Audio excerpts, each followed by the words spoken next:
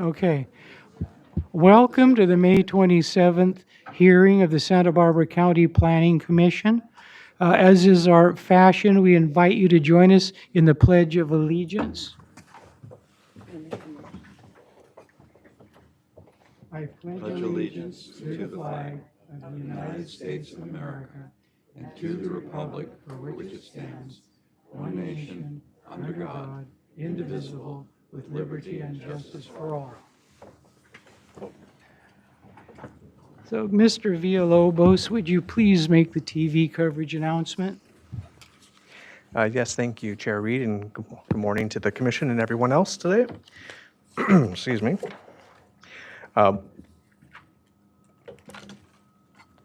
Just find my, sorry, to reorganize the agenda, I could get lost a little bit here. Planning Commission hearings are televised live on County of Santa Barbara Television, CSB TV, Channel 20 at 9 a.m. in the South Coast, Lompoc, San Ynez Valley, San Maria, and Orchid areas. Rebroadcast of County Planning Commission hearings are on Fridays at 5 p.m. on CSB TV Channel 20. Today's hearing will also be streamed live on the county's website, as well as the county's YouTube channel, and will be available for download in a day or two. Should I move on to roll call? Please do. All right.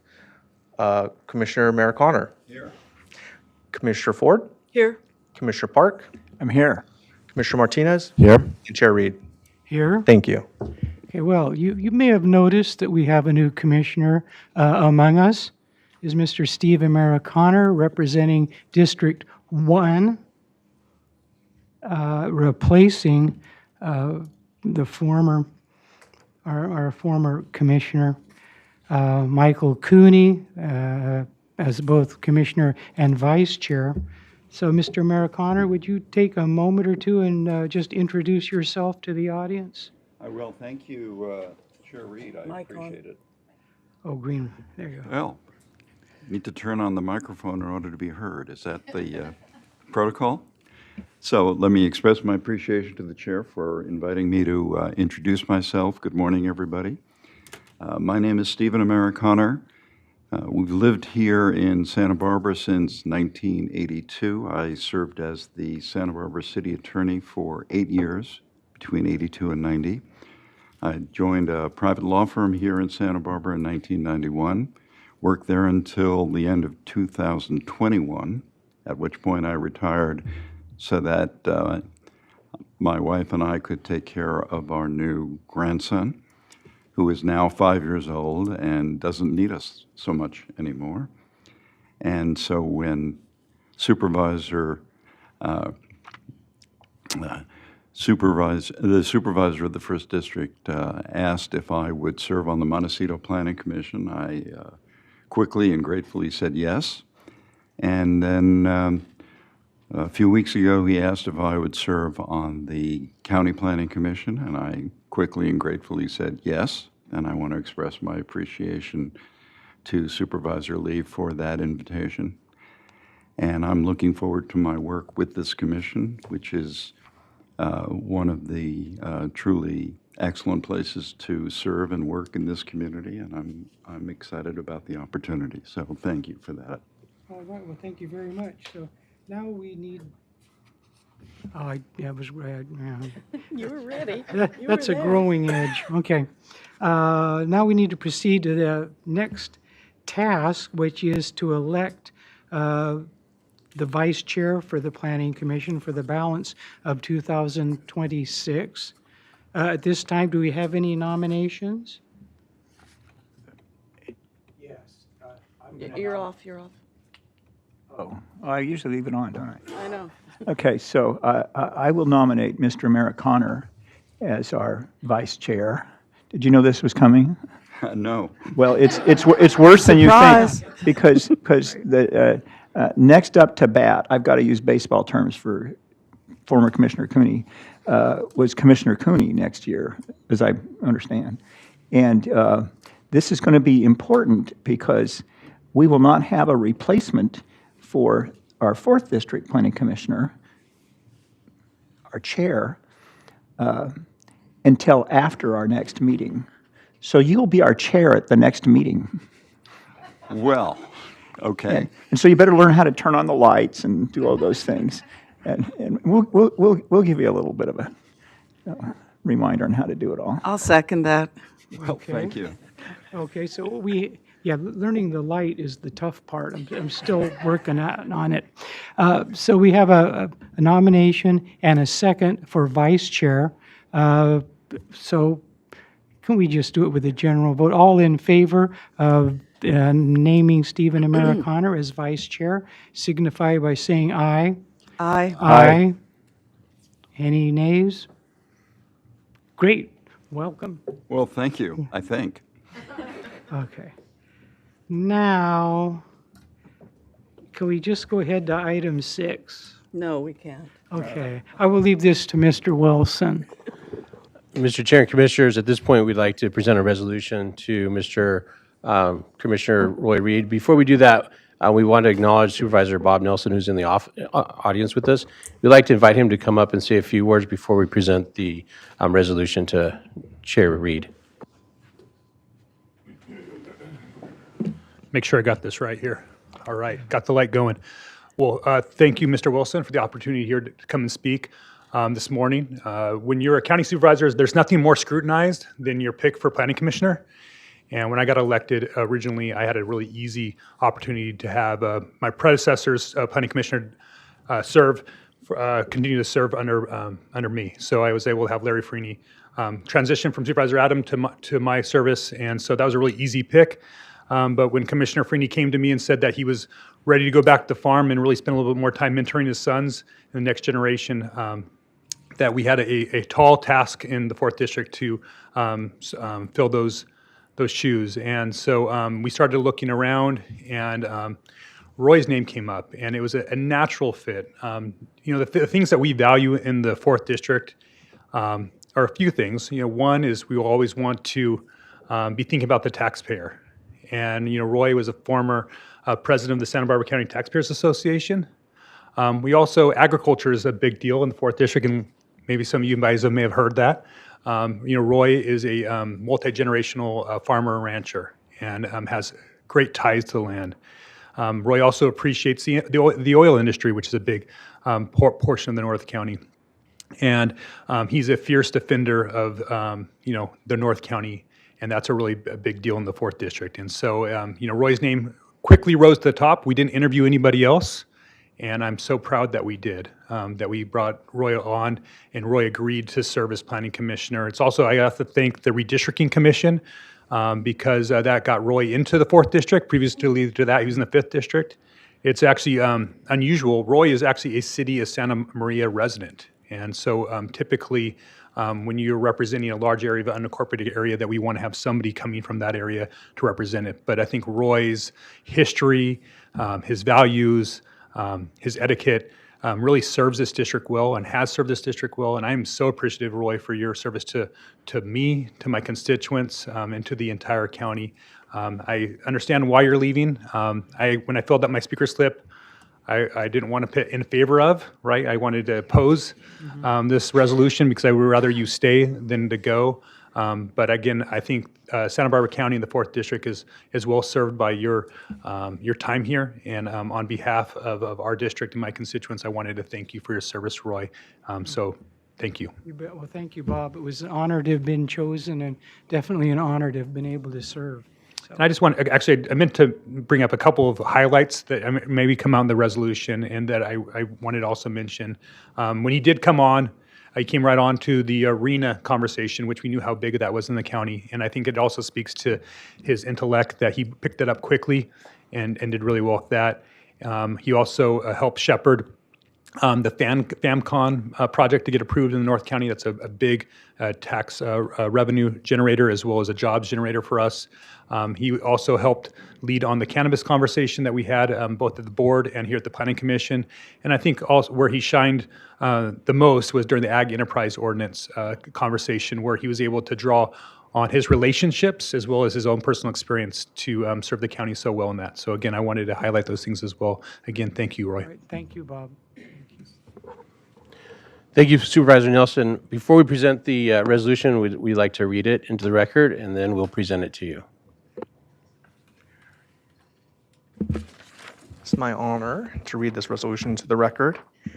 Whereas Roy Reed has served on the commission since December 2023 and acted as chair in 2025. During his time on the commission, he provided invaluable input on such projects such as the Agricultural Enterprise Ordinance Amendments, the 2023 to 2031 Housing Element Rezone Amendments, the Lompoc Valley Medical Center, the 2024 Cannabis Ordinance Amendments Package, the Miramar Acquisition Company LLC Housing Mixed Use Development, the Outdoor Lighting and Signs Ordinance Amendment, and the Highway 101 Widening Segment 4D Amendment. Whereas Roy Reed learned the operations of the Planning Commission very well, very quickly, and always came well prepared for each hearing with detailed questions. Whereas Roy Reed was very much respected and admired by staff for his detailed and insightful project review, as well as his efforts to engage with staff outside of hearings. Whereas Roy Reed continually demonstrated that members of the commission can be friends and collaborators regardless of their political differences. Whereas Roy Reed has brought a tremendous amount of professional experience and insight to his role on the commission, providing a unique perspective and style to his decision-making. Whereas Roy Reed consistently arrived at the meetings of the Planning Commission well ahead of the scheduled start time, impeccably dressed and well prepared. During his time as chair on the commission, Roy's punctuality was unmatched and led to efficient hearings for the benefit of all. Whereas Roy Reed's affinity for county-branded stationery and pens has sometimes created a shortage of the commission's supplies for their subsequent hearings. Whereas Roy Reed impressed his fellow commissioners with his thorough review of staff reports, applicant documents, comment letters, etc., as evidenced by his multicolor highlights and notes on every page and the consumption of whole cartons of Post-its. Whereas Roy Reed always provided constructive feedback to staff and great leadership during his time as chair, and whereas Roy Reed took the time to meet with interested or affected parties regarding projects or ordinance changes that were before the commission and did an exceptional job in representing the interests of the 4th District. Now therefore be it, and it is hereby resolved that the Santa Barbara County Planning Commission, and on behalf of staff and the citizens of Santa Barbara County, present this resolution to 4th District Commissioner Roy Reed.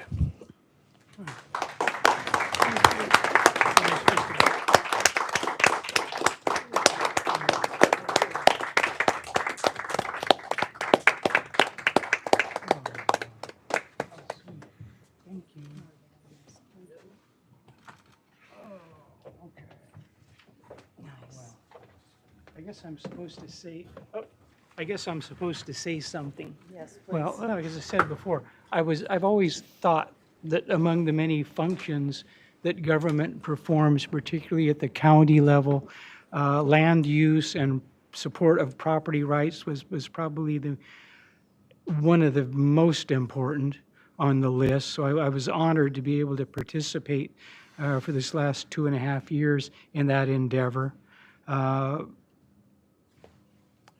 I think I was very fortunate to have worked, with a gifted group of fellow commissioners, and I really appreciate, well, every member of county staff I encountered, but in particular, the people in planning and development, who I think as a group are often the most unjustly criticized members of county staff, but are in fact, without a doubt, the most undervalued members of county staff, who primarily work behind the scenes, compiling these ordinances and things that we deal with, things that would drive me crazy.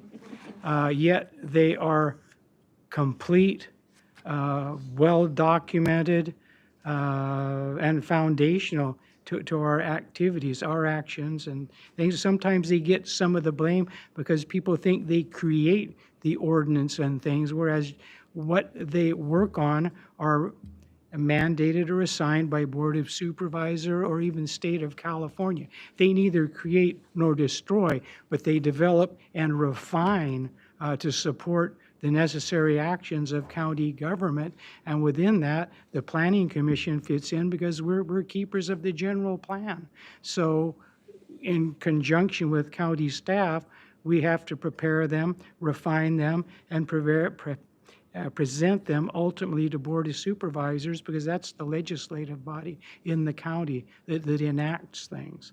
I think often one of my main objectives was to establish more transparency so that the general public in the county could understand how these things work. So hopefully we've done a bit of that. But I think they need to understand and not blame staff for the ordinances and things that come out they may be dissatisfied with, but they should be very thankful they have such a professional and competent staff in planning and development to craft very effective ordinances with direct and simple language that just simplifies the whole process. So I think they're a gem, and we're lucky to have them, particularly when you look at some of the things that go on in other counties, specifically relating to oil and gas and that oil and gas division, which is part of planning and development. We're so professional here. You look what happens in other counties, and they're nowhere near the quality of the staff and the people we have here. So again, I don't need to go on forever, but just it's been an honor to serve. It's been a pleasure to serve with my fellow commissioners, and it has been a great honor to conserve and work with the many members of planning and development staff. So thank you all. Yeah. Good. Thank you. So Chair Reed and Commissioners, if we just take a moment for any of the other commissioners to say a few words and then open up to public comment just on this item, Okay. and then we'll conclude. I know Chair Reed, this is your favorite time, but Very uncomfortable. Okay. Commissioner Park, You know, I always have something or you to want to be say. last? So I'm going to take my time, of course. You know, I want to tell a Roy Reed story when I first met him that to me is emblematic of just how he is and who he is. Some of you may remember that I chaired the Cat Canyon oil hearings, and I just wanted to tease everybody in the room, why not?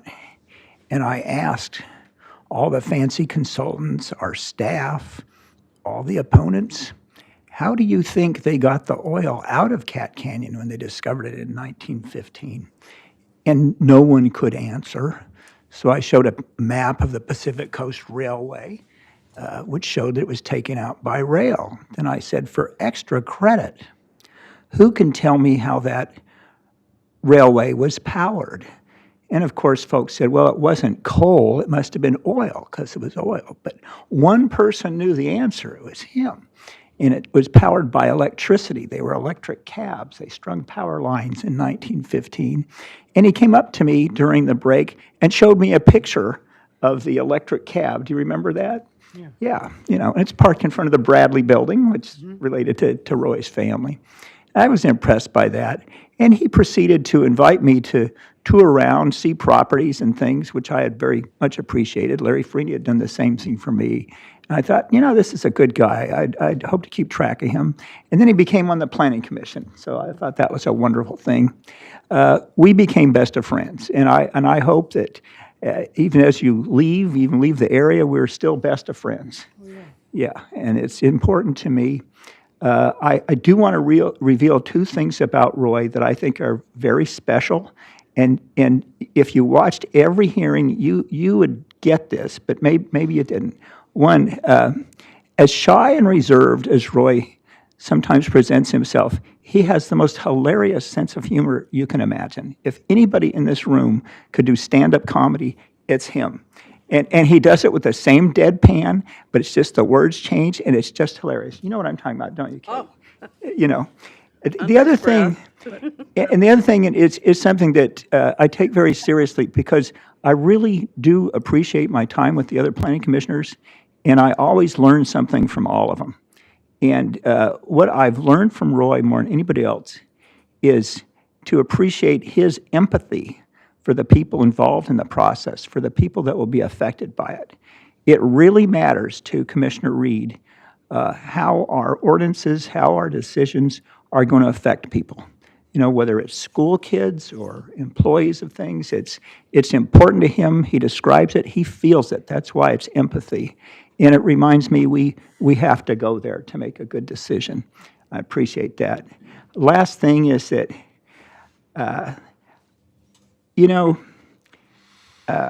I think that my relationship with Commissioner Reed proves, it lives out something that my father taught me that's so great about this country, how we can disagree, but we always come down to working it out, working with each other. And I think,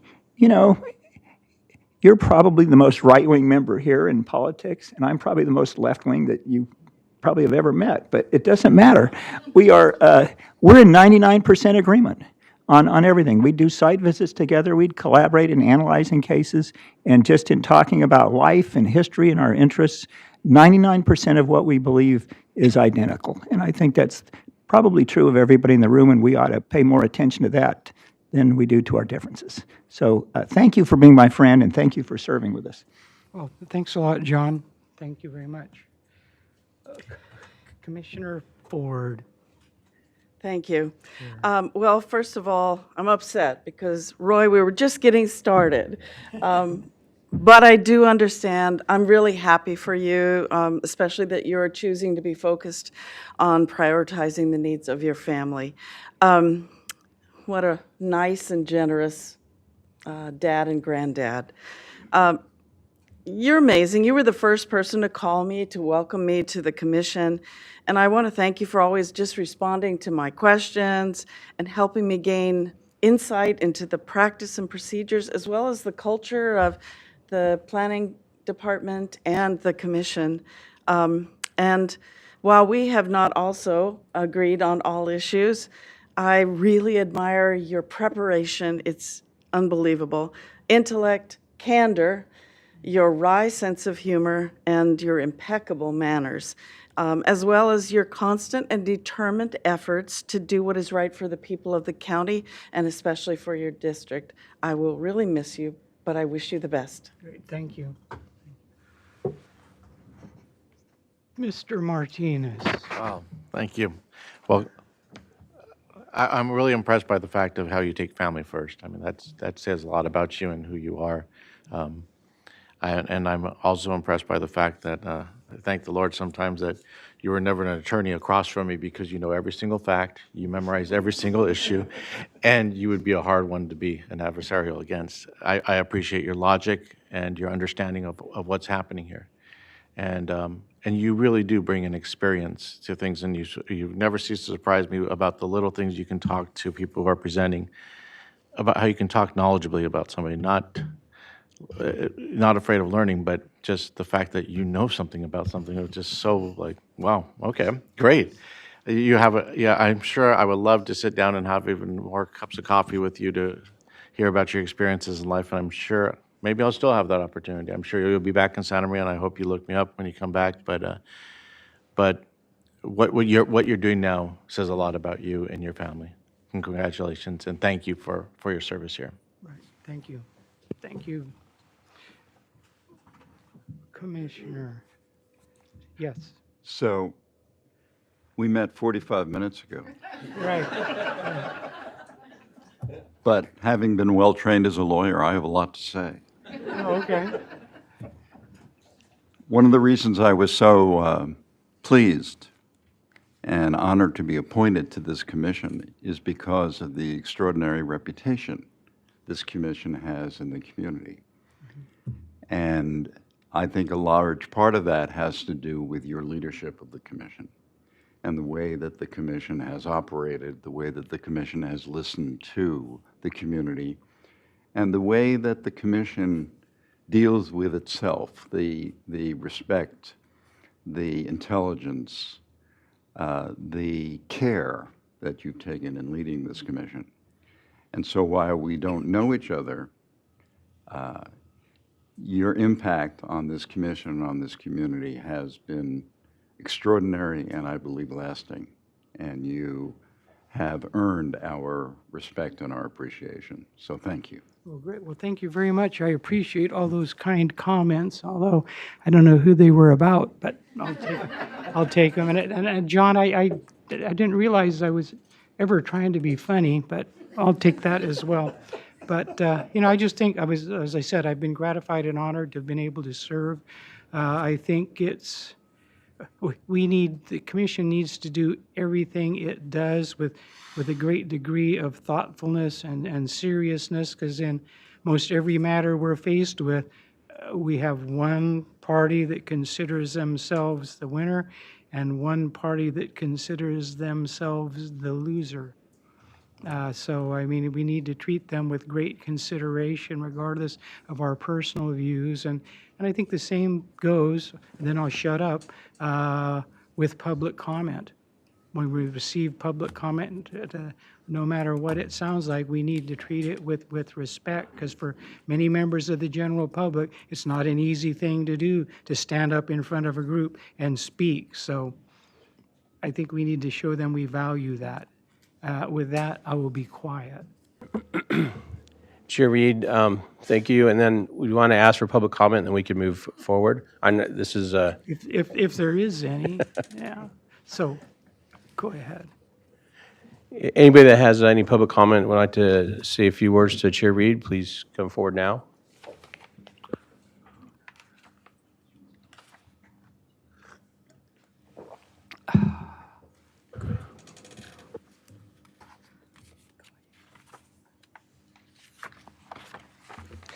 I know there's no requests online, so I think we can move on. Good. All right. Now, let's get on with the real business. Agenda status report, Mr. Wilson. Chair and Commissioners, looking at the status of the agenda today, we have two items. The first is the continuing item of Chick-fil-A at Cali Real. And then we have the second item, which is an appeal of a parcel map. And those are the only two items on our agenda today. And then staff and the applicants are ready to present on those items. I can move to the projection report, Please. Mr. Chair. Our next hearing will be on June 3rd. That will be here in Santa Barbara. We have two items. We have a vesting determination on the B-Rock Quarry, and then we have the 5-year capital improvement program that will be presented by Long Range Planning. June 10th, there are no items projected, as well as June 24th. This commission may want to consider canceling those hearings, especially June 10th and June 24th. We did move items off of those dates, moved them further down, so as we wait for the other commissioner to join us from District 4. And then our next hearing after that will be July 1st. We do have two items on July 1st, the Hope Via's track map, and then we have Airport Land Use Compatibility Plan on July 1st. And that will be here in Santa Barbara. July 8th is our next hearing after that, and that will be in Santa Maria. And on July 8th, we have the transfer of ownership for the Santa Maria Asphalt Refinery. And then July 29th, we'll be back in Santa Barbara, and that one so far only has one item projected, which is a tentative parcel map. And then there is no other items projected for the remainder of the year, so that concludes the projection report. And Chair and Commissioners, if you wanted to consider canceling June 10th and June 24th, unless we want to trail that to the end of the hearing in case any items today get continued. Can we revisit that at the end of the hearing? Chair Reed, that's correct. We can trail canceling any dates until the end of the hearing today. All right. Let's just remember we do it. Yes. I'll remember. Okay. So with that, we can progress to public comment. This time is allocated for general public comment. That is public comment for items not on today's agenda. So if anyone is prepared to make a general public comment, they can proceed to the podium. Those online or on Zoom can signify their readiness by raising their hand. I've seen no requests. No requests, so general public comment is now closed. So time for Planning Commissioners' informational reports. These are reports by individual commissioners on planning issues and seminars, meetings, literature, anything else they may have noticed that they think would be useful and relevant information. There's two upcoming events I want to share with commissioners and the public at large that I think are will be interesting to what we do. First is here locally on June 8th, and 9th and 10th is organization Mindset, and it's a conference on essentially regenerative agriculture practices in the winemaking industry, and it has speakers from all over the state that are well-known, and my friend Jesse Smith from the White Buffalo Land Trust, who's an excellent speaker and very knowledgeable, will be conducting a workshop on the first day. It's really a great event, and it'll be at the Cambria Vineyards facility in Santa Maria, so it'll be a good thing to go to. Second thing is our California Agritourism Summit, which I attended and David Lackey attended last year, is going to be in Paso Robles this year. And it will be on September 23rd through 25th. Very interesting thing. If you have any interest in agriculture or ag tourism, it's definitely worth going to. You can go one day, or I think it's 2 days. And the first day is all site visits. And there's kind of like 3 buses, and each bus has a theme of thing it goes to. So it's definitely something to be involved in. That's my report. Okay. Commissioner, your light's on. Oh, Sir. Oh, my mic is on. so no. So no other reports? All right, if there are no other reports, let's proceed to looking at the minutes of the April 30th and May 6th hearings. Mr. Chair? Yes. So since I have just been appointed to the commission, I was not at the April 30th or May 6th meetings, nor have I reviewed the videotapes of those meetings. I'm going to abstain from voting on approving the minutes. Okay, thank you. So among the commissioners, if you've had an opportunity to review the minutes of those meetings, does anyone note any corrections, additions, or deletions? So if there are, go ahead. So just before anyone makes a motion, I just want to correct for the record that it's April 29th and May 6th. Oh, instead of April 30th. Nice catch. Who typed this thing up? Okay, all right. So I will revise that. So looking at those 2 groups of minutes for the April 29th and the May 6th hearings, if they're acceptable, can we have a motion to approve? Motion to approve. Second?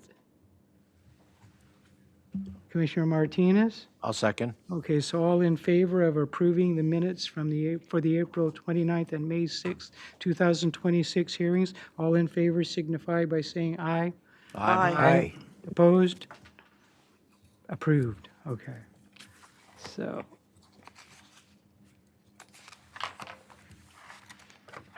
Which brings us to the director's report and the Board of Supervisors hearing summary. Good morning, Mr. Chair, members of the commission. First, I would like to welcome Mr. Americaner, Commissioner Americaner, to the County Planning Commission. It's been a really positive experience having him on the Montecito Planning Commission. So he's all tuned up to launch to the County Planning Commission. So we're looking forward to having your participation and your service to the community. I waited to make any remarks about Commissioner Reed because I wanted to have the last word. But Commissioner Reed has been a significant contributor to this commission in his short time here. He is incredibly passionate about the constituents of the 4th District and the issues that affect that district. And I've seen, he's always very level-headed and considered in his comments. I have occasionally, maybe just once, seen a little fire from Commissioner Reed, but it's because he cares so much. And I appreciate that about him. And I greatly appreciate his intellect. He is a very, very smart man. And he has so much knowledge in that head of his. And just talking with him Like Commissioner Park said, I learn something new all the time. And he has a very rich background, which I think has brought a lot of value to the commission, both as professionally and personally. And I agree with Commissioner Ford about his wry sense of humor. It's quiet, but it is very funny, and I appreciate that. And I just want to say thank you so much for the way you've collaborated with our staff, the way you collaborated with Commissioner Park on the different programs that we've brought forward to the commission, because I think it's made it a better process. You have been willing to go out and talk with the people of the community and explain what our programs are about, particularly related to the Ag Enterprise Ordinance. And that's really meaningful. Like, the general public often doesn't get a chance to get involved because they have lives they have to lead, right? And they're busy. Maybe they're just getting dinner on the table, or they're taking their kids to school, or they're working late, or whatever it is. But the efforts that you made to do the outreach, I think, have made a significant difference in our process. And I'm very sorry to see you leave the commission. Maybe someday you'll come back. You never know. And I also agree that it speaks volumes that you are moving to support your family, and I appreciate that about you as a person. So thank you so much for your service. Thanks a lot. So I do have a couple other things to report on. Just a few things, because the board didn't have a few meetings. But since we last met, we did go to the board with a briefing on changes that we want to make to our process to streamline permitting and create more truly ministerial permits. So we presented some ideas to the board to get direction from them. And really what we're talking about is moving certain permit types from a land use permit, which are currently noticed and appealable, or a coastal development permit, which are noticed and appealable, to a ministerial permit, meaning no notice, no appeal. And that is what most jurisdictions do. The County of Santa Barbara has been quite unique. So we're looking at single-family homes and the accessory structures that are associated with single-family homes, moving to a truly ministerial process. And we're looking at different thresholds that might drive what projects get some design review and what projects may not need design review, because that's a discretionary process. And we're also looking at trying to make some changes that are minor in commercial projects be truly ministerial. So this is a big change for the county. It's been something that I think, in my mind as a professional planner in Santa Barbara County, I have thought we needed to do. And the board has supported that and asked for it when I first started in this position, and we're finally able to bring that forth. I'm sure it will generate a lot of conversation at the commissions, the two commissions, and we look forward to that. We expect to be bringing this back to this County Planning Commission early fall, because we have committed to the board to bring it to them before the end of the year. And so that's what happened on the 12th of May. And then the other two items I wanted to mention is that on June 23rd, we have the oil and gas Phase 1, which is the prohibition of drilling new wells, going to the Board of Supervisors, and then utility scale solar, which the commission reviewed and provided comments on and made some recommendations to change it, is going on July 14th. And that's all I have to report. I'm happy to answer any questions.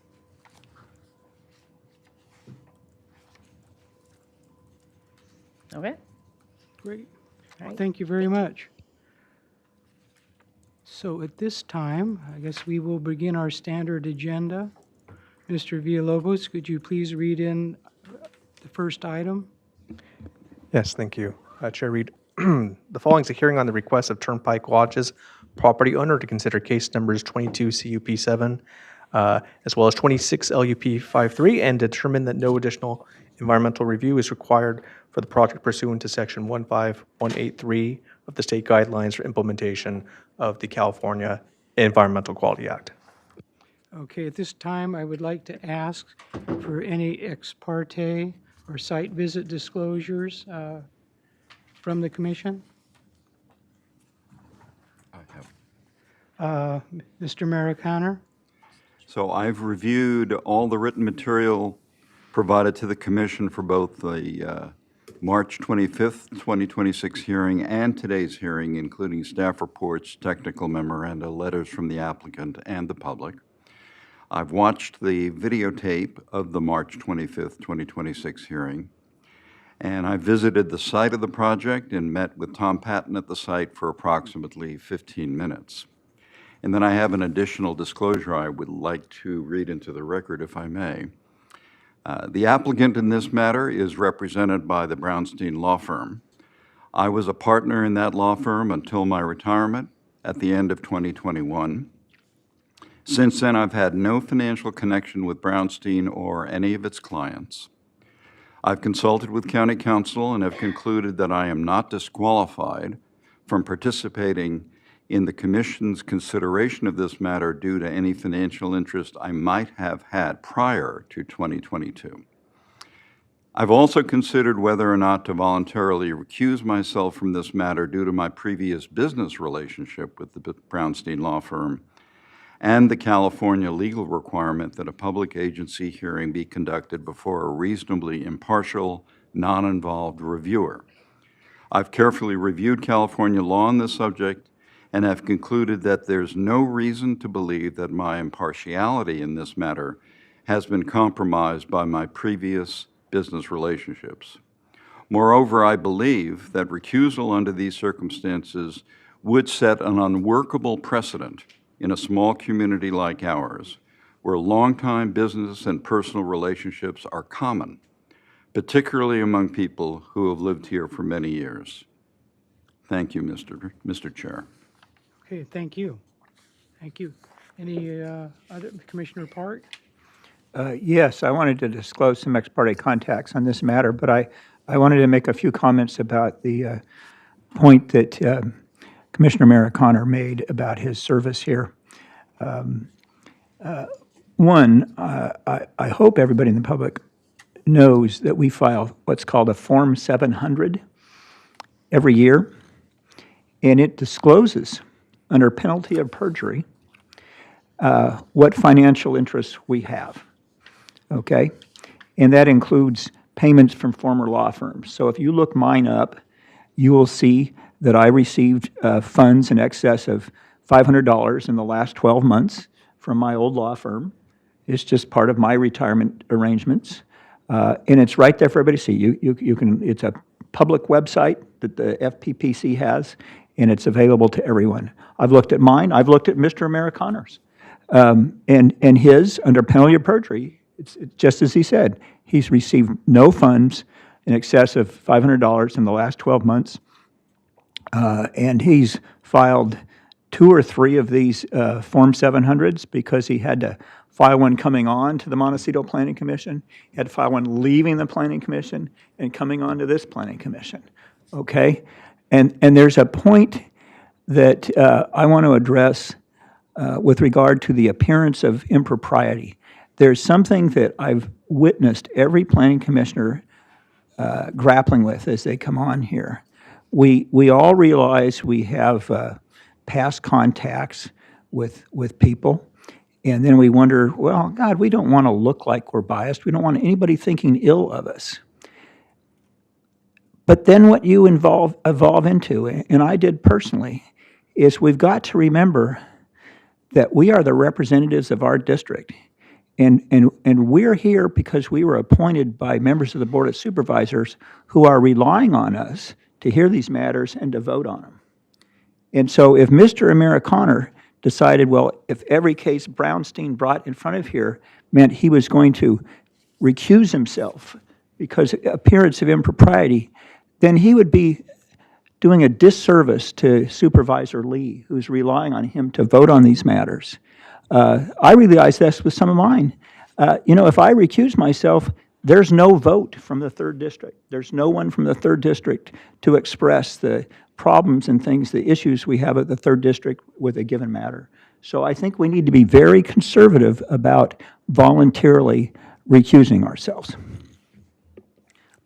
And of course, on this matter, I also met with Mr. Patton, and I had a few conversations with Ms. Collins, and I had all sorts of conversations with different staff people, and I'll refer to that later when we get to questions. Thanks. Okay, so if we're concluded with that, we can move ahead to the staff presentation. Good morning, Commissioners. My name is Willow Brown, and I will be presenting the Chick-fil-A at Calle Real project. The project was last heard on March 25th and was continued to today's hearing to provide time for staff to obtain additional information regarding air quality emissions from the project. The LUDC has a standard for drive-thrus requiring that they do not have a greater air quality impact than the same project without the drive-thru. Staff provided a memo to the Commission with additional information that I will summarize in this presentation. To recap, the project site is located on Calle Real, accessed off of Turnpike Road from the Highway 101 off-ramps. The site has been developed with a restaurant use since 1970 and is currently developed with an IHOP restaurant that has been closed since summer of 2022. The project site is adjacent to a commercial development which contains a Starbucks drive-thru and is across from the Ramada Hotel. The project is a request for a land use permit to allow for the demolition of the existing restaurant on site and construction of a new 2,647 square foot quick service restaurant.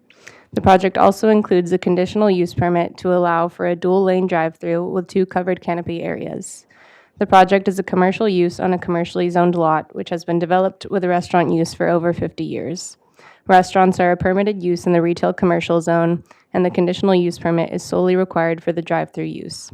This is a photo simulation of the project as viewed from Calle Real. I will now summarize the information provided in the staff memo discussing air quality emissions from the project. This table is an excerpt from the air quality report provided for the project and shows anticipated emissions from the drive-through compared to emissions from walk-in customers. The study assumed that the wait time for a vehicle in the drive-thru would be 5 minutes and the wait time for a walk-in customer would be 10 minutes. The emissions estimated from a customer parking and turning off their car, going inside and ordering, and getting back in their car and restarting it are significantly higher than the emissions from a customer idling in the drive-thru, as shown in this table.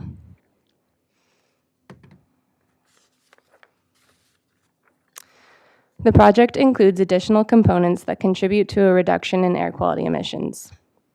As shown in the image on this slide, there is an existing Chick-fil-A restaurant located approximately 2.7 miles east of the project site. By adding the second Chick-fil-A location, the cumulative vehicle miles traveled would be reduced because it can be assumed that the majority of existing customers will go to whichever location they are closest to. Additionally, the air quality standard was adopted in 1981. Vehicles have become cleaner since that time, and the use of electric and hybrid vehicles further reduces impacts to air quality emissions. Air quality emissions are largely dependent on the amount of time a customer spends on site. The project includes design features to minimize time spent in the drive-thru, including an iPad ordering system so that employees can take orders prior to cars reaching the ordering board, and an online system that allows customers to put in their order before they even arrive on site. These design features will reduce the amount of time cars are idling in the drive-thru lane waiting for their order. Additionally, the dual-lane drive-thru allows for employees to maneuver cars so that if, for example, a car ordered ahead or has a faster order, the employee can direct them to go in the second lane to get their food and leave the site faster.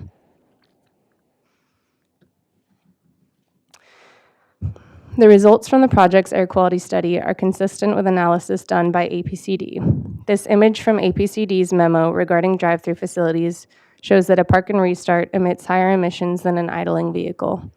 APCD also reviewed the air quality report and agreed with the analysis. Staff is recommending a change to one condition in the Public Works condition letter included as attachment B to the staff memo. The condition letter from Public Works included language regarding undergrounding utilities, as shown on this slide. Staff coordinated with Public Works, and they stated that this condition was added in error as there is no trigger for undergrounding utilities for this project. Staff recommends that the conditions be modified to remove the requirement for undergrounding utilities.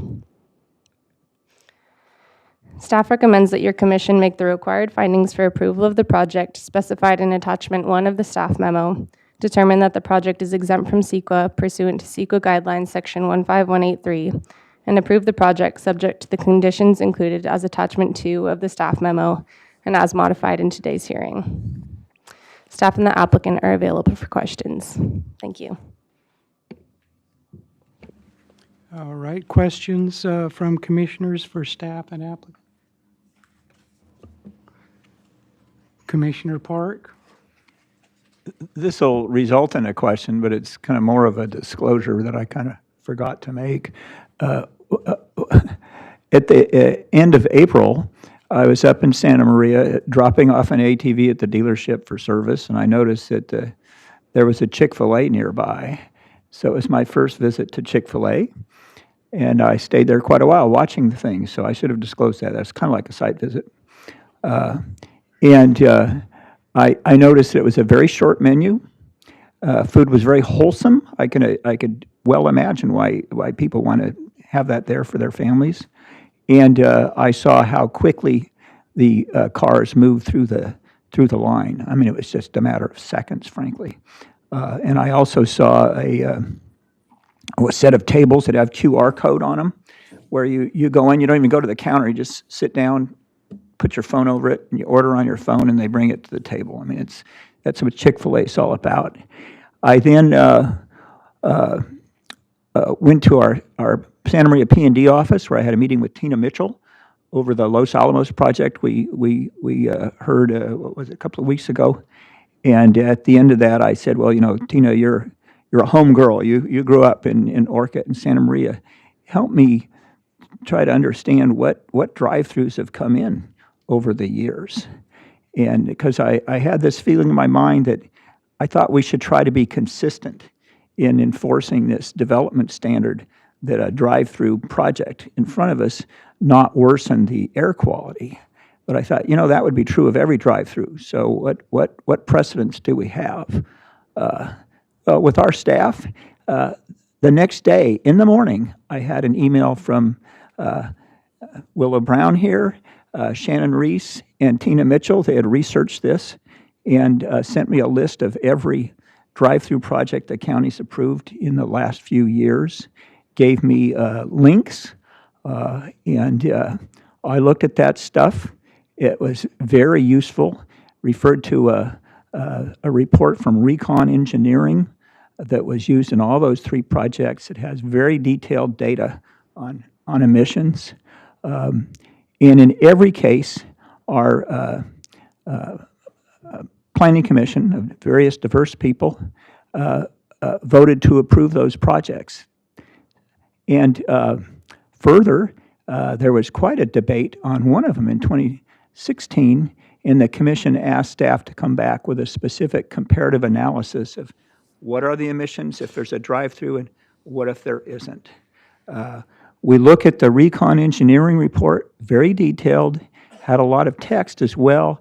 It pointed out something that seems kind of obvious, and it was the more efficient the drive-through, the faster they go, then the fewer the emissions. And so these are all items of information that I thought should be in the record. Ms. Brown prepared an excellent memorandum summarizing those things, giving you live links to all of those cases that are now in the record. And I can now refer to them, right, Ms. Kim? She's been disciplining me on how to, or give me a sense of discipline on what we can refer to or what we cannot. So, question for you. I told you I'd turn it into a question. Did you find any other cases in recent years involving drive-throughs approved by the Planning Commission or the county that were not referred to in your memorandum? And did you find any cases in which the county, in applying this development standard, said, no, this drive-through will or does not show that it won't increase the emissions over a walk-in project?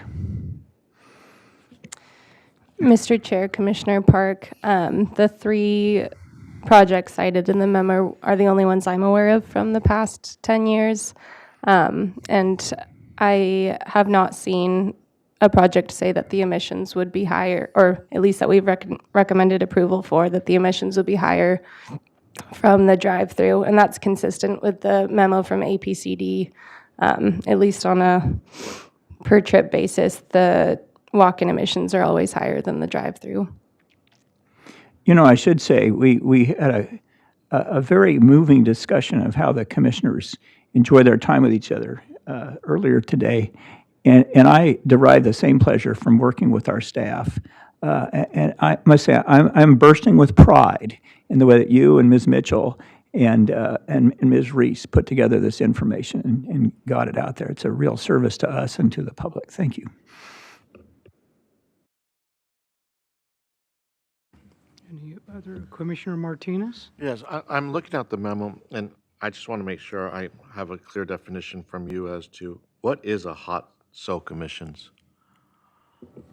Mr. Chair, Commissioner Martinez, that is when a car is parked and then it's sitting there for a while, and then a customer goes back into the car and restarts it. So that time that it was sitting there is considered that's what contributes to the hot soak. Okay, so basically somebody turning off their car, walking into Chick-fil-A, ordering, getting their order, coming back out and restarting it, the car. Yeah, so it's that time that it's sitting there turned off. Okay. Thank you. I got a couple. Okay, first, a little outside of your domain, but as clearly as demonstrated from the studies that were cited, turning the car off and on generates more emissions than letting it idle. Can you send a copy of that to CARB and ask them why we have this stupid stop-start technology in all our new cars? Okay, now getting more seriously though. So this seems to document the fact that having the drive-through will result in lower emissions than stopping the car, walking in. So that's one area of savings. Do you take time to review all the public comment letters? Chair Reed, yes, I've reviewed the public comment letters. And didn't we see a great many of them indicating they were, a lot of them were students, people coming from Goleta, Isla Vista area, and others who right now have to travel all the way into the Chick-fil-A in Santa Barbara instead of a much more convenient and short trip that this new facility would afford? Yes, I did see those. So then we get double bang for the buck if this restaurant is built. If it's built, A, because it simply exists, fewer vehicle miles traveled and emissions, and then since it's allowed to have a drive-through, a further reduction in emissions from those customers who decide to patronize it compared to if they had to stop and get out of their car and walk in, correct? Yes, that's correct. Sounds like a pretty good deal. I'm not asking for your opinion, but it does. So thank you very much. Commissioner Ford? Thank you. I feel like I should also add something sort of along the lines of Commissioner Park's comments, and that is that I lived right near State Street, and I saw the evolution of the Chick-fil-A in Santa Barbara, and I was shocked by the level of enthusiasm and the buzz about it opening. As we heard in our letters that we received, people love Chick-fil-A, and but I will say also that living there, I noticed terrible traffic when it first opened. It was, and the outcry was significant against it. But what I felt was so important was the admirable response that Chick-fil-A had to that concern. And to this day, the lines just don't exist the way they used to. They completely remodeled the site. So to make this a question, were you able to review and look at what happened in Santa Barbara as a way to lead you to your decision to support this? Mr. Chair, Commissioner Ford, I am familiar with the Santa Barbara location. And this project is implementing the same changes that that location made, which is the dual lane drive-through and the iPad ordering system, as well as the online application where they can order ahead of time. Commissioner Ford, to add to that, certainly in our discussions with the applicant, the Santa Barbara Chick-fil-A came up quite a bit, and they looked at the issues that the city had and worked very hard to have this project not repeat those same issues, therefore the longer aisle lengths and being able to accommodate more cars. And so that was an important discussion we had with them. Thank you.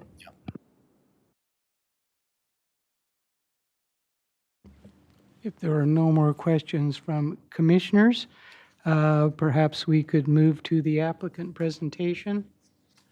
10 minutes.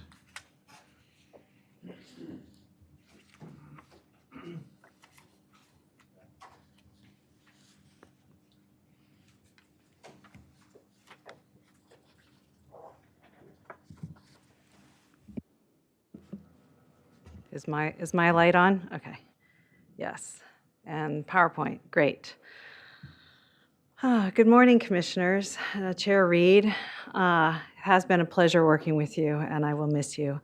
Beth Collins from Brownstein for Chick-fil-A. We have our applicant team here present. We're here and ready to answer any questions. Thank you to staff for all your work on this and your great presentation today, as well as your memo and all the research into the other precedent on other drive-throughs in the county. I myself did a little research into this finding. It was adopted back in 1981. I had very big hair at the time. A lot of hairspray was used, other air quality emissions involved there, but that are now being avoided, which is good. But this quirky little finding that Santa Barbara County has, that this restaurant with a drive-through needs to have no greater adverse impact on air quality than the restaurant alone. And I think what you heard from staff and hopefully what you hear from me now will help convince you that there is ample evidence to make this finding for this quick service restaurant. Quick service restaurants, people are usually running in, running out, trying to get their food quickly, right? And just a little primer on the science of a drive-through. Park and restart emissions are higher than stabilized running, which comes with idling. And you have the question, Commissioner Martinez, what is hot soak? Hot soak comes from the evaporating fuel when you turn off the car and park it.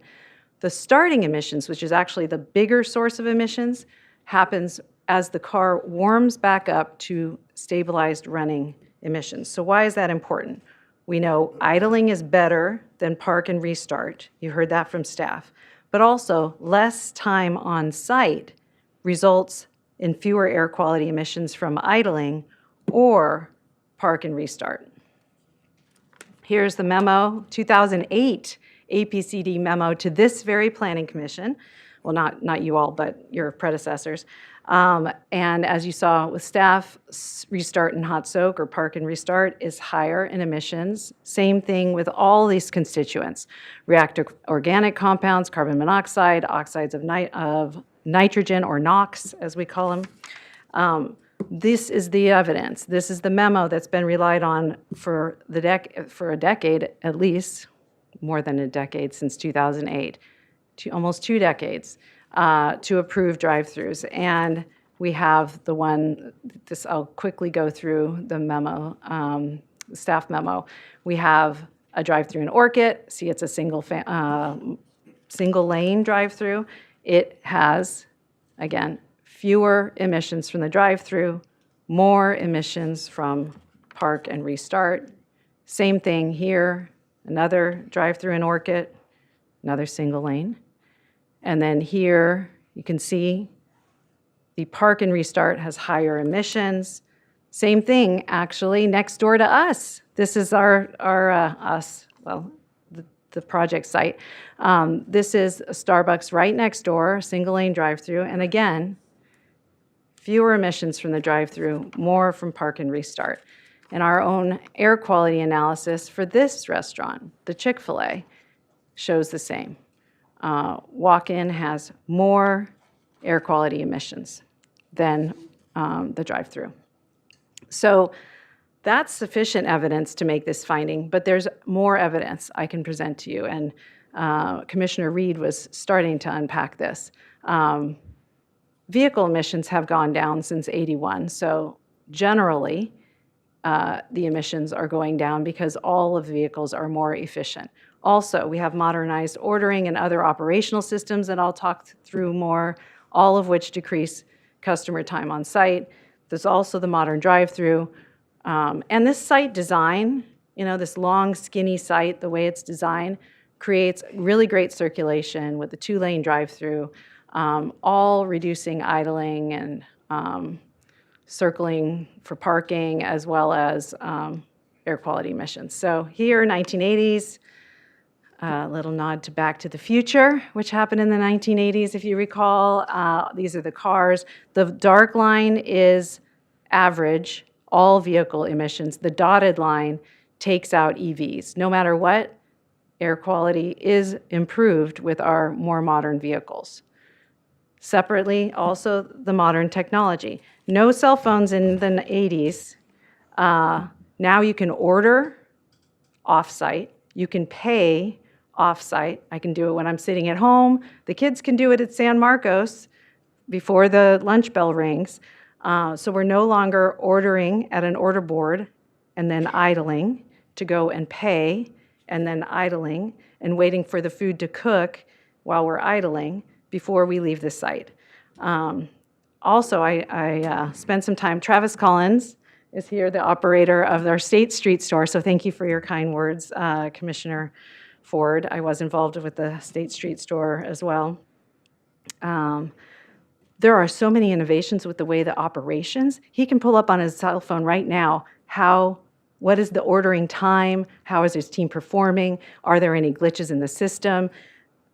Chick-fil-A has an interest of a well-functioning, very efficient site, and they have a ton of innovations in the kitchen and otherwise to improve efficiency and to get people off the site faster and more efficiently. So a little bit about the 2-lane drive-through that was mentioned. So with the app, you can actually dedicate as an operator one of those lanes for just pickups for people who did the pre-order on site. And people who have a smaller order can pop into that lane, of course with a team member directing them, and get off the site more efficiently. Additionally, last time I mentioned, 85% of the time this is going to be the queue, but what about at max time? Max time, our queue is 31 cars. Now, this great design keeps the queue out of the parking lot. If anyone does want to park and go in and eat, fine, there's plenty of space for maneuvering. But, so the drive-through, though, provides a very clear, organized, safe site circulation. Imagine this site and those 31 cars without the drive-through. Where are those cars going to park? Without the drive-through, it's actually just not sustainable. People would potentially double park, circle in the neighborhood, cause a bit of chaos. When you have the drive-through, it actually reduces customers walking in the parking lot, which slows things down, creates safety issues, unnecessary safety issues. Also safer for team members. It reduces backing out of spaces. I was at ABR yesterday at the city, and one of the members of the public backed into our architect's car. I mean, it's just true, when you're backing up, it's not as safe. And when you're just driving carefully in a line, idling all along, you're going to get on and off the site faster. So the drive-through is actually a much more efficient, safe, optimized way to circulate in this site, and it really improves the site. We heard a little bit about VMT. Our big data shows the average trip length is 13.9 miles. There's a huge number of customers that are to the east. That was shown in our analysis, but we also had accidentally really, when we asked folks to put in comment cards, last time I was with you, we had 425 comment cards. Now we have over 722 unique comment cards. And a total of 77% of those 722 unique people live over in the Isla Vista Goleta place. So this is a separate kind of verification of the improvements in VMT. And finally, I just want to mention and remind you all that there are going to be a bunch of improvements to this Calle Real corridor that come with this project. These improvements are going to be far superior to the other most common tenant that Tom Patton and his partners were being approached by, car wash. This is going to be a far better use for this neighborhood and this site. Here's the picture with the landscaping grayed out. Here's it with the landscaping. We're also, if you remember, there's striping, new striping that will be on Calle Real to improve circulation and bicycle safety. Really, this is an excellent use for this site. It's very well designed. The addition of the drive-through will ensure safe, efficient site circulation and really success for this restaurant and this use. So with that, if you have any questions, we're here. Any questions from commissioners? Commissioner Martin? Yes, and I probably should have asked this with the county too regarding the APCD memo, but I'll ask this of you right now. I know there is no actuals regarding this site, but if you go to your slide 15, I think this would probably best help me pose this question to you. I love that you know the slide number. Okay, Yeah. let's go to 15. Yes. Okay, so we're all addressing the time situation of a customer coming through and parking their car and all that. But if you look through all three of them, you have drive-through, carry-out, and dine-in. What is the proportionate, if instead of going 1-to-1, of the units being served, let's just say within an hour, how much of them are going to be drive-through versus carry-out versus dine-in? There must be some kind of forecast of business model of what Chick-fil-A is, because then that, if it's more drive-through, then it's better. If it's more park and go, then, well, that kind of works against it. So I'm interested if you have any of those. I actually spent some time with Travis Collins, the operator of the State Street store, and so I can tell you that State Street restaurant is 62% drive-through. Okay. And I did a follow-up question which asked, how many of those people like vacillate, drive-through, walk-in, drive-through? And he said there's massive fealty. In other words, if you're a drive-through customer, you're a drive-through customer. So 60% of those people, and that's really important for the VMT analysis as well, because it helps show if we have a drive-through at this restaurant, those people will drive to the shorter location. And I would argue that no matter what, if you have a very efficient drive-through, you're going to be able to get people on and off the site faster. And even the people who want to park and dine in will be able to find a parking space immediately because there will be more open parking and there won't be, frankly, chaos on the site because the drive-through in essence, gets people who want to be off the site quickly off the site in a way that they are just idling, so they're avoiding the park and restart, and they're idling for a shorter period of time. Okay, so the focus here on this site is still going to be more towards the user being a drive-through user or a customer. Let's call the person a customer, because I'm just reflecting on, well, let's say the name McDonald's. You see the places where the drive-throughs the customer seating is less. Obviously, the focus being on drive-throughs. I see in the rendition here that you have a lot of seating for people to sit down and enjoy their meal, which is fine. So that's why I was asking the proportionate use. So it's still the focus is on drive-through being more than the park, turn off the car, come back in the car, and then produce what we're already seeing through the APCD memo as being the more pollutant, let's just call it that way. Okay. Yeah, I would say that they are interrelated, that the site doesn't work without the drive-through, but we, of course, have a number of customers who also want to eat in, right? 62% drive-through, but that means 38, thank you. Yeah. 38% are eating in, and that's really important as well. Yes. Okay. Thank you.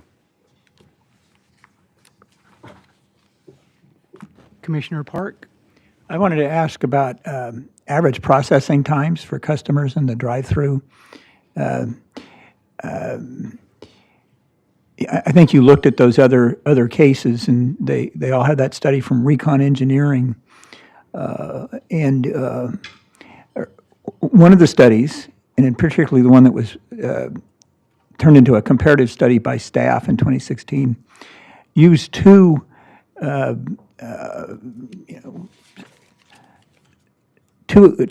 starting times. I mean, two processing times. One was 5 minutes, and one was 3 3/4 minutes. And you can look at their data. It shows that it was significantly less emissions if they were processed in 3 3/4 minutes instead of 5.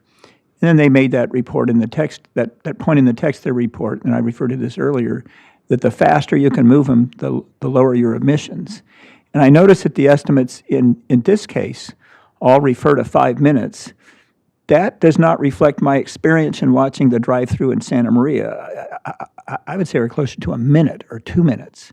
And I just wonder if you have data from your operator as to what the average drive-through processing times are in practice at Chick-fil-A. In practice at Chick-fil-A, they are less than 5 minutes, and that is always the goal, to be less than 5 minutes, and especially when you add on the ordering off-site, the paying off-site, et cetera, when you really are implementing that system, then it's even more efficient. So that is the goal of the way this site will be operated. But either way, you have fewer emissions than the park and restart. But the goal is definitely more efficient and less than 5 minutes. Well, I'll begin first with an observation. Admittedly, this is anecdotal, but my experience with drive-through restaurants, ones that have experience with high volume and ones where they will meet you in the queue, if you look at In-N-Out, I think Chick-fil-A is clearly faster in getting your order, getting you through the line, and way faster than Cane's. Hey, I only go to Cane's on Sunday, all right, so no problem. But I think their expertise has been well demonstrated in that area. I do have a question about the little cards, the survey cards, because when I look at the survey card, I can't really read the back side of it that well. Do customers get any kind of a premium or whatever returning that card? No, and that's a great point. No premium, no incentive, and we did not script any of the letters or anything that you received. Were all spontaneous. We did not provide talking points or scripting, as often occurs. Great, so all those answers were self-generated on the Yes. part of the loyal customers? Yes. All right, thank you. Okay. Oh, Commissioner Ford. Thanks. Just a quick question. I wonder if the response from the public was pretty astounding, and I appreciated the opportunity to read through them all and look at it. I just wondered if you're aware if there's a regular process that Chick-fil-A uses to get feedback from its customers in a formal way, so that from now till whenever, they will always understand what the public is thinking about the process, the efficiency, and the food. Okay. I'm going to let Carlos from Chick-fil-A speak on that. Thanks. Good morning, Commissioners. Thank you so much for having us and for the opportunity to speak today.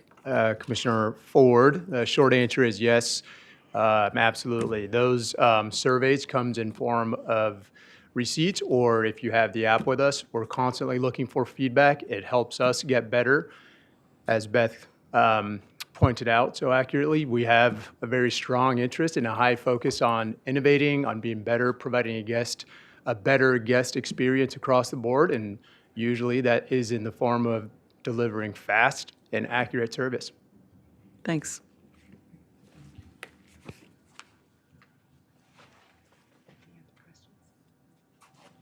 We're here for any other questions if you need it. No?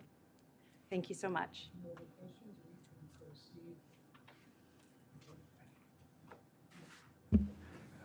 Okay. Well, with no more commissioner questions, we can proceed to public comment. Are there any more slips? I have two. Okay. First, we will go to Roy Melender. Thank you, Mr. Chairman. My name is Roy Millender. My wife and I came to Santa Barbara in 1967. We raised our sons here. And when Chick-fil-A opened, I wanted to try it. And we have been satisfied with it for the entire time that they've been here. We love the place. We're there at least once a week. I tell the managers that since I work out of my home, this is my office. And I meet with clients and I meet with friends at Chick-fil-A.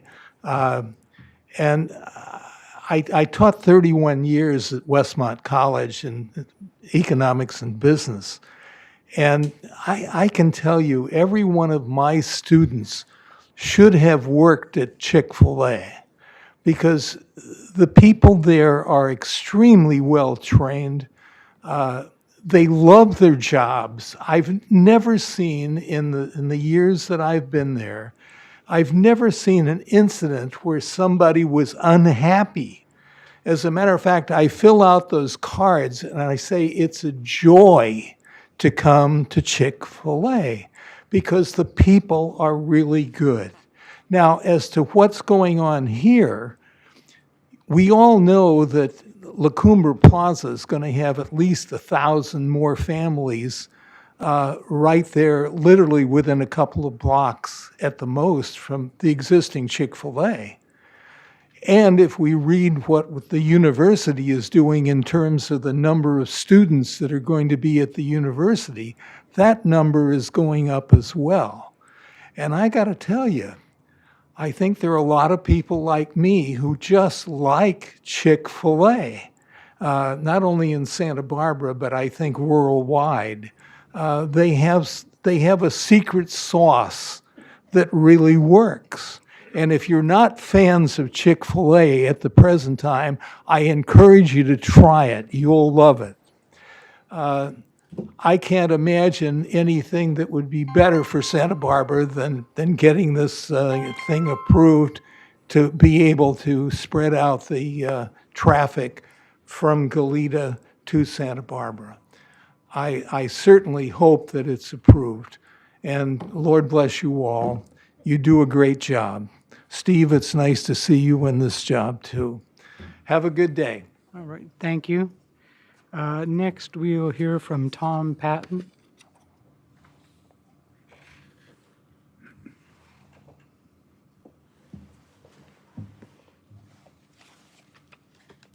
Good morning, Chair and Commissioners. I'm Tom Patton. I'm one of the managing partners of the partnership that has the site as well as the hotel across the street. I'm joined by my other partner, Don Lucian, in the second row. And Commissioner Reed, thank you for your service. We appreciate it. Steve, welcome to the commission. Be careful what you volunteer for. As I look at Kristen Miller in the second row there as the current board chair of the Chamber of Commerce, that's how I ended up there as well. So again, look forward to working with you. Chick-fil-A has been a really great team to work with these past 4 years. It's obviously been a very thoughtful and not a rush process. Worked really well with county staff. County staff has been amazing. Obviously, all the things that have been talked about, the traffic circulation, the vehicle stacking, the admissions, the landscaping, and the overall site aesthetics.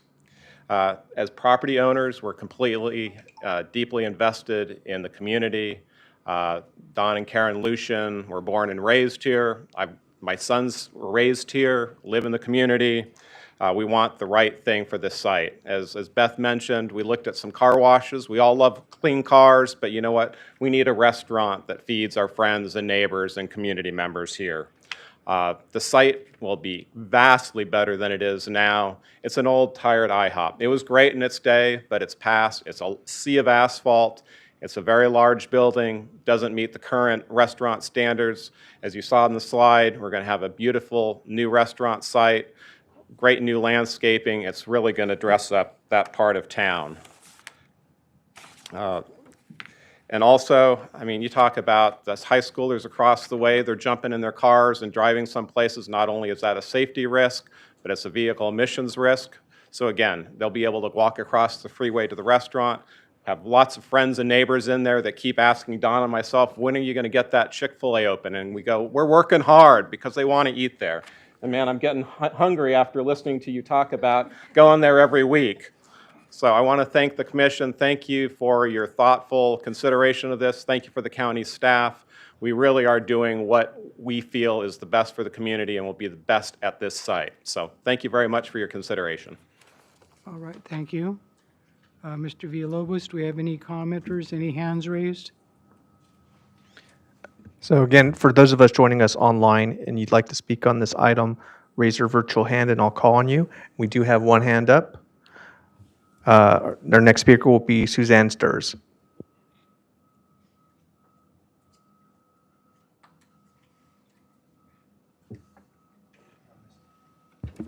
Ms. Sturs, whenever you're ready.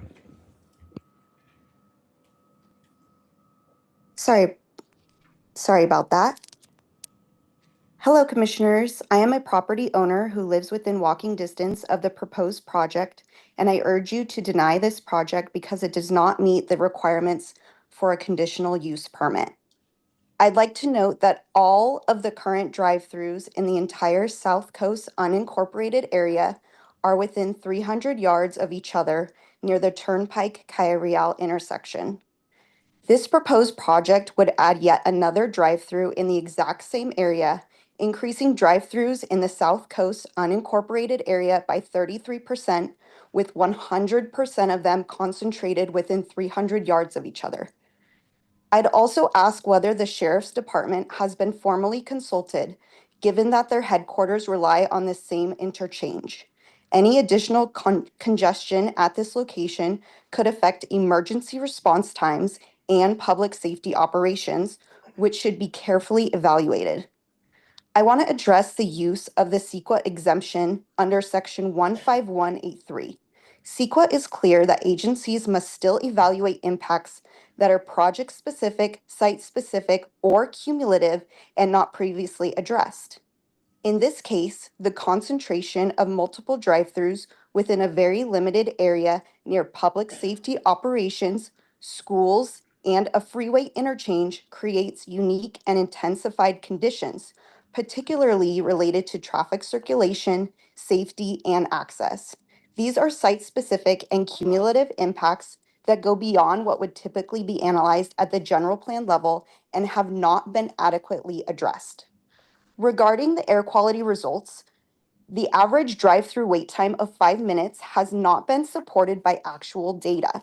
Actual data should be required for this estimate. Also, is it really appropriate to rely on an 18-year-old APCD analysis? Supporting data and evidence has not been presented to support how current day car emissions are less impactful than in the 2008 analysis. Additionally, based on the conversation today, it seems that the preferences of temporary residents in Isla Vista are given priority to those of permanent property tax-paying residents of the neighboring community. For these reasons, unmitigated cumulative impacts, unresolved public safety concerns, neighborhood livability, and the questionable application of a CEQA exemption and idling times, I ask that you deny this application. Thank you. Staff, do you have any response to anything that emerged during public comment? Chair Reed, I don't have anything to add, but I can address any comments or questions. Okay, with that, we'll offer applicant 2 minutes for rebuttals. Just very quickly, hi, Commissioner or Chair Reed, Commissioners, Beth Collins again. Just quickly, we're not just relying on the APCD study from 2008. It's actually the results from the study have been reaffirmed repeatedly over the years, including in our separate air quality analysis. So just a clarification on that point. The other point is cumulative impacts have been analyzed.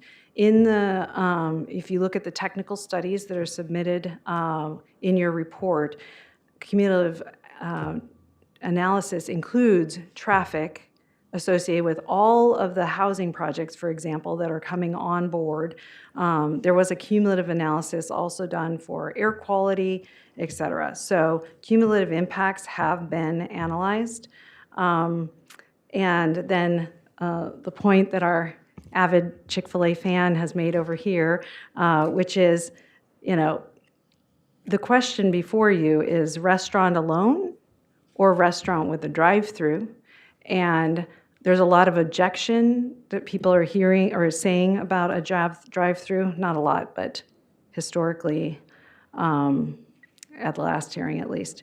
And the truth is a drive-through will actually, and I know this seems counterintuitive, but based on everything that I detailed, the drive-through is going to improve this site. It's going to improve the operation, and with the drive-through, then you can have the restaurant use, and then you will have all the restriping and all the other benefits to the neighborhood. So I think in the end, the neighbors are going to appreciate this project, but I understand that there is a current of some fear because of the other drive-throughs in the area.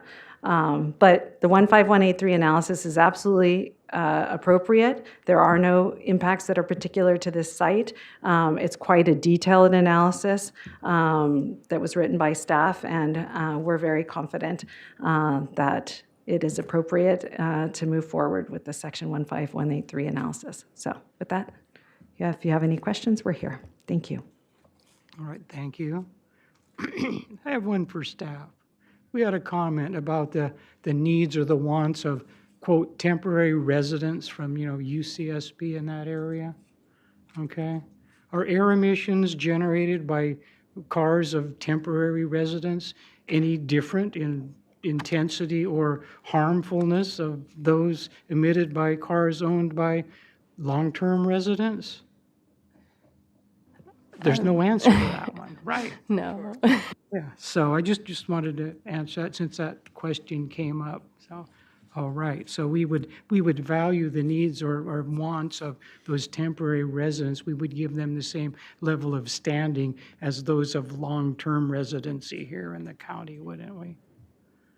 All right, I just wanted to double check on that. Thank you very much. If there are no more questions, I suppose it is time to proceed to deliberations. We have anybody willing to take the bit and lead? I'll go first. Okay, Commissioner Martinez.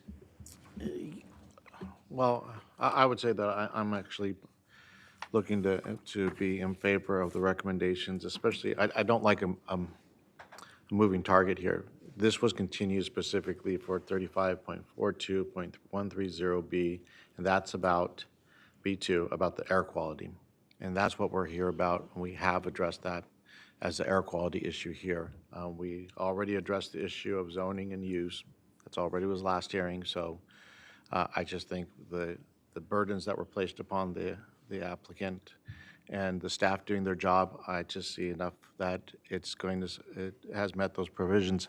The mention of the 2018 study, I get what the one caller indicated, but to me, just pure logic would dictate that with the advances that have been, we know about that are always even being raised every year on the car makers, is that those emissions are always going down.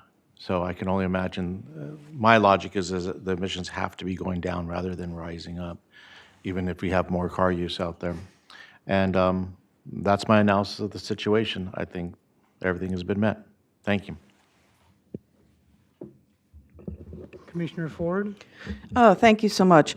Well, I was thinking about this decision, and I'm sure there was some disappointment when we didn't come to a decision at the last meeting, but honestly, I'm really delighted that we requested this deeper dive into the concerns about air quality, because the data and the information that was presented is really convincing to me of no greater adverse effects.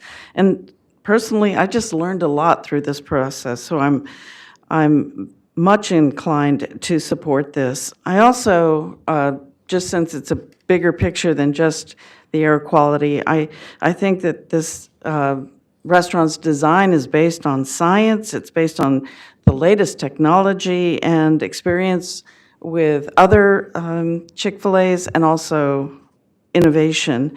I also believe that Chick-fil-A has been extremely responsive in every way.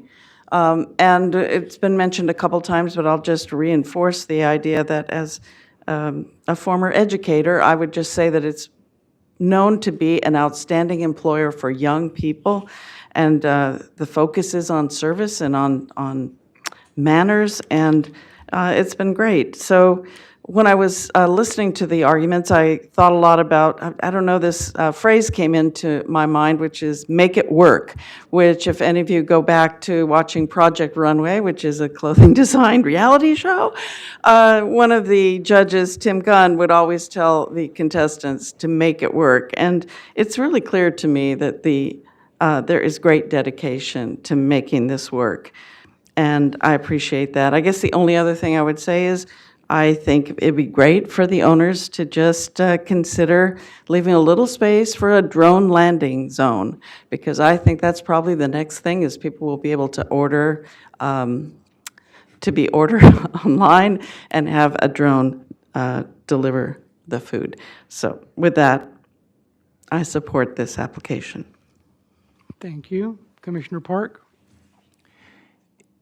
You know, I've often restated my favorite quote from Ralph Waldo Emerson, that consistency is the hobgoblin of small minds. I use that when I change my mind, which is all the time. And but I think it's important to address a complaint that we sometimes hear about the county planning process, that it's inconsistent. And that's been something that's been voiced for decades, before you were born, Ms. Brown. And it seems to me when we have a development standard like this, and it's not a condition, it's a development standard, it means if at some point in the future it turns out that the air quality is worsened by this drive-through, the development standard will say shut it down. I mean, it's a strict restriction. But we've had it in play. It seems to apply to all drive-throughs, and this county has consistently approved these drive-throughs. So to make an exception to deny Chick-fil-A would be something that's somewhat indefensible. I notice, and I hope I'm saying this with some sense of humor, that in the 2019 approval at, is it Keysite 2 or 3, whichever one it was, in Orchid, there was a new member of the Planning Commission that voted for it, which meant that they were approving that development standard that had been met, and that was me. So I want to be consistent, at least with myself. And thank you for not noting that, Ms. Collins. I think that was very respectful. But I just think that's important. And we look at the information. It's been well presented here. It was very well presented in those past applications. And that's what it says, that drive-throughs will improve, not worsen the air quality. Does one question the science? Personally, I don't think it's up for me to question the science when it's well laid out. I want to make sure it's there, and I did that at the last hearing. I objected because I didn't think we had an adequate record. Now it's in the record. I made it very clear when I made that motion to continue this 2 months ago that the issue for me was air quality. And Commissioner Martinez was absolutely right. That's the issue for today, because that's the issue we left. Anyone who felt that air quality was in fact worsened has had 2 months to get that information on the record, and I haven't seen a single sentence that addresses that.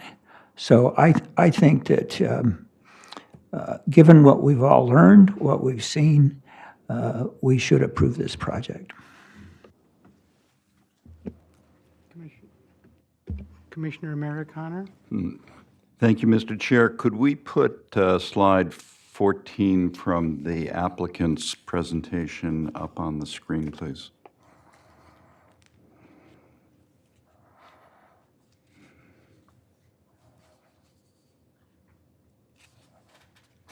Thank you. I was trying to decide how I might vote on this when I saw this slide and wondered how the applicant got a picture of the car we bought in 1981 with the faux wood siding on it, which actually peeled off after 4 years.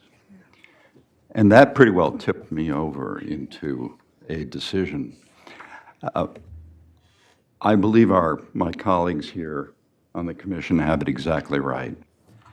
I watched the hearing from March and listened to the hearing again today. And I think the bottom line for me is that the project meets all of the standards, both code and environmental and others, that we have set for this kind of a project. And I think that one of the hallmarks of a successful land use decision-making process is predictability, that if a project comes along that meets all of those standards, that project deserves to be approved. And I concur with my colleagues here who believe that that has been demonstrated, I think, very clearly that this project meets all of those standards. And so I am happy to support this application. Okay, first I'll let Commissioner Maricano know that his purchase of that Dodge Caravan, that was the beginning of the minivan revolution. It was. Its only shortcoming was they only had 3 doors, but they figured that one out. Nonetheless, I'll keep it short, all right? I was ready to approve this last time. I voted to approve it. It was continued because of the air quality question, which has been completely resolved due to staff's work with the assistant of Commissioner Park. I'm prepared to vote yes again. So do we have a motion?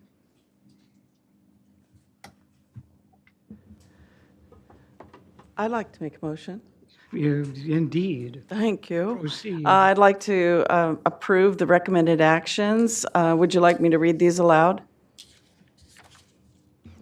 I think what you can do is you can just refer to, you make a motion for staff recommendation, just recognizing the change to the conditions. Yes, I would like to make a motion to approve the recommended actions with the amendments recommended and the points in number 1, 2, and 3 to approve this project. I will second that to give power to the people, give them the Chick-fil-A they want. So, would you please do a roll call, Mr. Villalobos? Commissioner Maricano. Aye. Commissioner Ford. Aye. Commissioner Park. See, I told you that sense of humor would come out finally. But anyway, aye. Commissioner Martinez. Aye. And Chair Reed. Aye. Motion passes 5-0. Can we take about a 10-minute recess to set up? Yeah, you had. Yeah. Can we take about a 10-minute recess?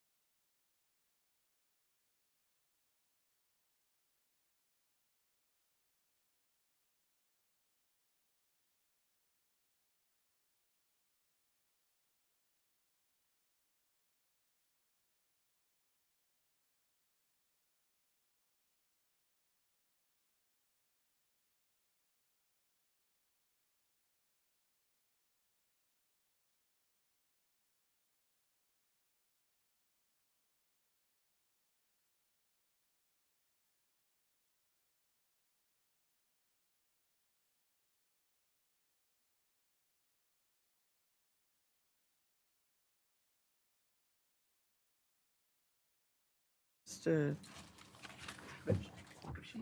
Welcome back to the May 27, 2026 hearing of the Santa Barbara County Planning Commission. Mr. Villalobos, will you please read the next item into the record? Yes, thank you, Mr. Chair. The following is a hearing on the request of Stanford Farms Trust appellant to consider the following: case number 26 APL 6, the Stanford Farms Trust appeal of the Terrell parcel map, to consider the appeal of the zoning administrator's decision to approve tentative parcel map case number 24 TPM 1. Okay, at this time, I'd like to ask for any ex parte or site visit disclosures. Commissioner Ford? Thanks. Just yesterday, Mr. Park and I, Commissioner Park and I met with Alicia Harrison, the Senior Land Use Manager, and we also had a site visit at the Villa Robladas land, and we had a great discussion about the issue. All right. Commissioner Americaner? Thank you, Mr. Chair. This is the same disclosure I made prior to the hearing earlier this morning on Chick-fil-A. The applicant in this matter is represented by the Brownstein Law Firm. I was a partner in that law firm until my retirement in December 2021. Since then, I've had no financial connection with Brownstein or any of its clients. I've consulted with County Counsel and have concluded that I am not disqualified from participation in the Commission's consideration of this matter due to any financial interest I might have had prior to my retirement at the end of 2021. I've also considered whether or not to voluntarily recuse myself from this matter due to my previous business relationship with the Brownstein Law Firm and the California legal requirement that a public agency hearing be conducted before a reasonably impartial, non-involved reviewer. I've carefully reviewed California law on this subject, and I've concluded that there's no reason to believe that my impartiality in this matter has been compromised by my previous business relationships. Moreover, I believe that recusal under these circumstances would set an unworkable precedent in a small community like ours, where longtime personal and business relationships are common, particularly among people who have lived here for many years. Thank you, Mr. Chair. Okay, thank you. Commissioner Park? I won't repeat my comments I made earlier in support of Mr. Americaner's decision not to recuse himself, but they stand. I also attended the site visit that Ms. Ford just referred to, and I've been advised by County Counsel to disclose something that I researched. When did I do that? It was last night, and that is the historical landmarks that have already been approved by the County of Santa Barbara. There's a list of them. It's online. So if you look up HLAC, Historical Landmarks Advisory Commission, then you can find out right away.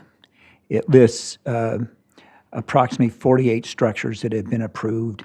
I looked into this because it's my understanding from both sides paperwork that this is a crucial issue, or they consider it a crucial issue in this case, that whether this is a landmark or not, and what the process is, referring to the barn that seems to straddle the property line. And I'll refer to what the significance is of that list while we have deliberations and perhaps in questions, but at least I've disclosed it. It's part of the record, and if somebody wants to look it up, you can do it in a matter of seconds. Okay, with that, I think we'll proceed to staff presentation. Ms. Cruz, are you ready? Thank you. Thank you. Good morning, Chair Reed and Commissioners. My name is Tatiana, and I will be presenting the Stanford Farms Trust appeal of the Terrell parcel map.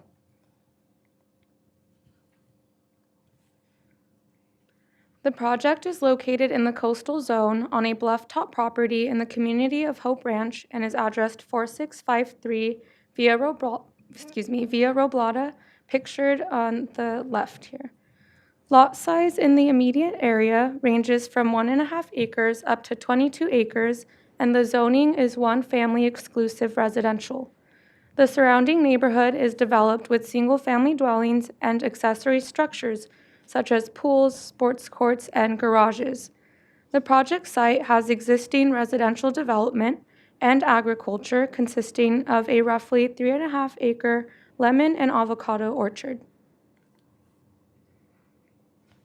The Terrell parcel map is a request for subdivision of a 12.99 acre parcel into 3 lots. Existing structures, which are highlighted in yellow, are proposed to remain. Parcel 1 will be 2.6 acres and contains a driveway off Via Roblata, an orchard, and no structures. Parcel 2 will be 2.6 acres and contains a driveway off Via Roblata, an orchard, a permitted agricultural well for irrigation, and just under 3,000 square feet of an existing barn that straddles the property line to the east, which is the appellant's property. And parcel 3 will be 7.79 acres and contains the existing single-family dwelling, guest house, pool and cabana, tennis court, storage shed, and existing driveway access, also off Via Roblata. The proposed easements include access easements, which encompass the existing driveway access, utility easements, drainage easements that encompass an existing storm drain system, and landscaping easements across parcels 1, 2, and 3. And those easements are pictured in the hatched area. So there is driveway on parcel 1 that goes down the middle. To the right on parcel 2, there's also driveway, and then the easements continue down, to parcel 3. Parcel 1 and 2 will be vacant, except for the roughly 3,000 square foot portion of a barn straddling the property line, and parcel 3 is already developed. The site has existing utilities from La Cumbre Mutual Water Company, private on-site wastewater treatment, a well for agricultural irrigation, and has 3 driveway access points off Via Roblata. There is no mapped environmentally sensitive habitat, there are no creeks, and there are no known flood or high fire hazard areas on the property. The site is relatively flat with an average slope of less than 5%. Cultural and historic resource studies found that there are no significant cultural or historic resources on the parcel, and specifically a historic report prepared by a qualified licensed historian analyzed the 80-year-old barn that is straddling the property line and found that the structure does not meet the criteria to be considered a historic resource. The Terrell parcel map application, case number 24 TPM1, for subdivision of the existing parcel into 3 lots was approved by the zoning administrator on February 9, 2026. The appellant, Stanford Farms Trust, submitted a timely appeal of the zoning administrator approval on February 18, 2026. On May 15, 2026, the appellant submitted a nomination to the Historic Landmarks Advisory Committee for consideration of the existing barn. The applicant, however, does not agree to this nomination because the historic resources reports, which we received as part of this subdivision, found that the structure has no historic merit. So this barn in question, which is pictured here, straddles the property line and is used for storage. It was built in the 1940s prior to zoning requirements, and so it is grandfathered in and it is allowed to remain like that if they wish. The use of the barn is subject to a private agreement between the property owners, and the project does not propose any changes to the underlying property line or to the structure itself. And as I mentioned, Planning and Development received a historic report, which is dated from 2024, that found the barn does not meet criteria to be considered a historic resource for CEQA purposes, and it is not eligible for listing at the local, state, or national level. The appellant submitted a letter dated May 26th asserting that a permit application has been submitted for demolition of the barn.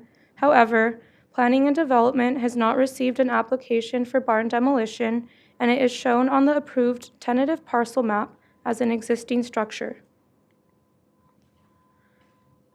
The appellant raised 6 primary issues in their appeal, asserting that the findings were not supported by substantial evidence, that the project is not exempt from the California Environmental Quality Act and is likely to cause environmental damage, that the project site is not physically suitable for independent use or for the proposed density of development, and lastly, that the project is not consistent with the general plan and applicable policies. Staff will address each of these appeal issues in the next slides. So first, the appellant asserts that there was insufficient evidence to support the findings required under the Subdivision Map Act. But contrary to the appellant's claim, there is substantial evidence to support the Subdivision Map Act findings, including general plan consistency, physical suitability for the type and density of development proposed. There's no creation of substantial environmental damage or serious public health problems, no conflict with public easements, no water quality violations, and no other conflicts.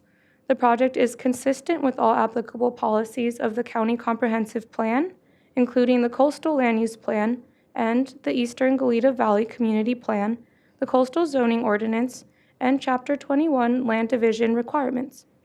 All reviewing agencies, which included the County Fire Department, Public Works Transportation, Environmental Health Services, the County Surveyor, and La Cumbre Mutual Water Company, confirmed that the project has adequate access, water supply, wastewater treatment capacity, drainage, and fire protection services to serve the 3 parcels which may be developed with residential structures, and Parcel 3 already contains existing development and utilities that meet applicable requirements.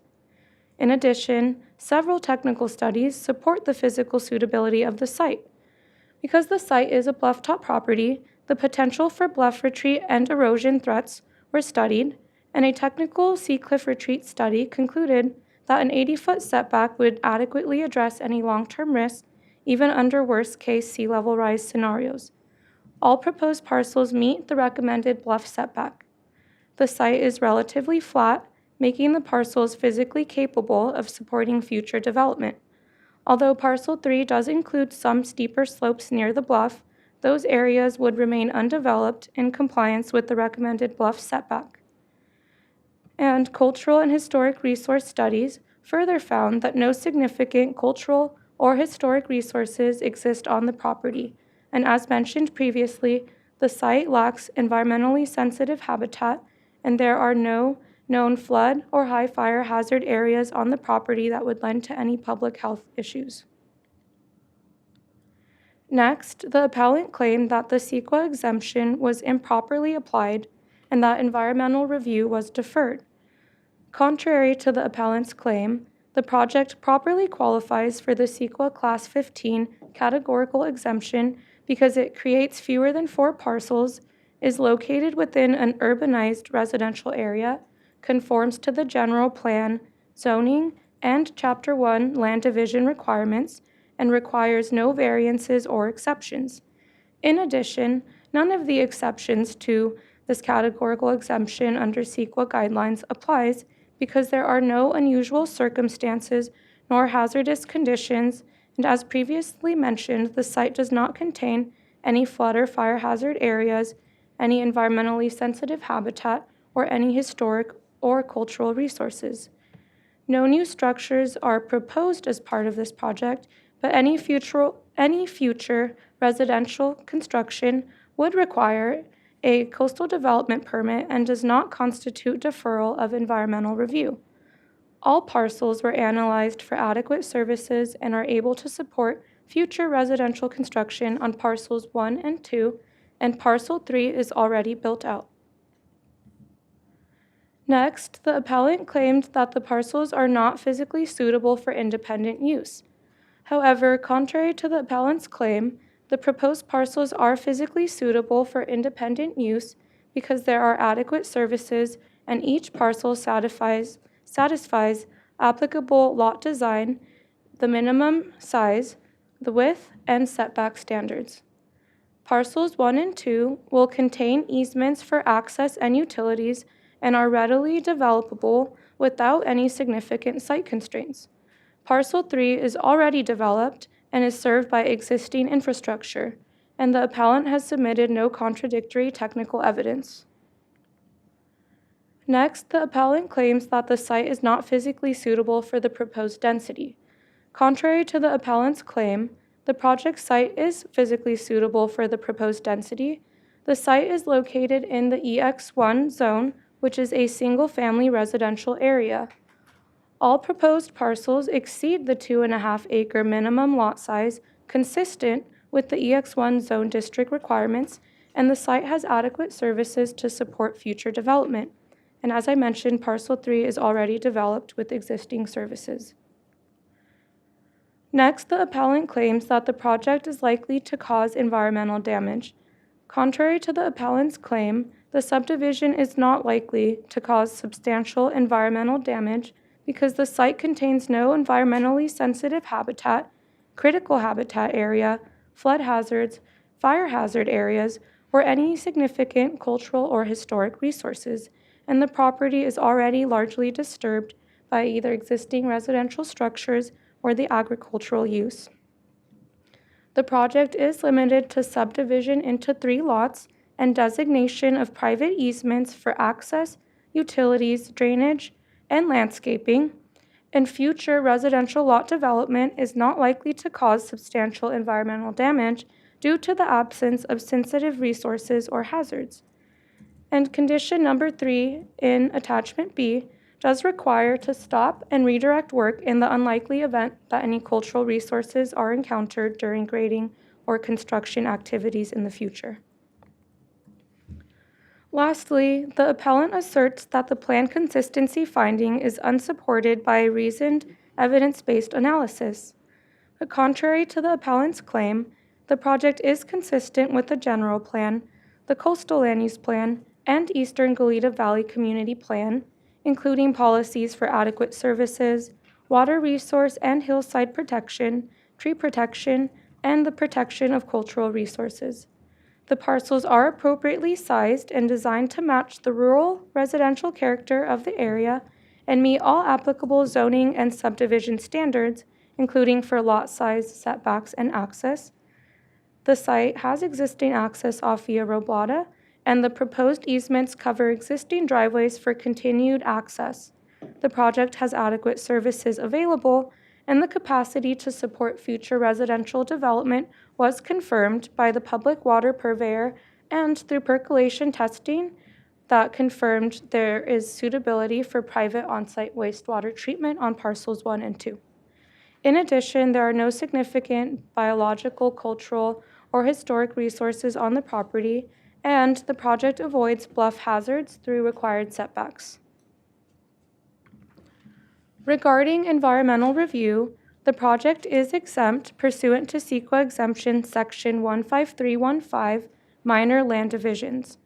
The project qualifies because it is in an urban residential area and creates 4 or fewer parcels, conforms to zoning and general plan, has adequate services and access, it requires no variances, and it was not previously subdivided in the past 2 years and has an average slope below 20%.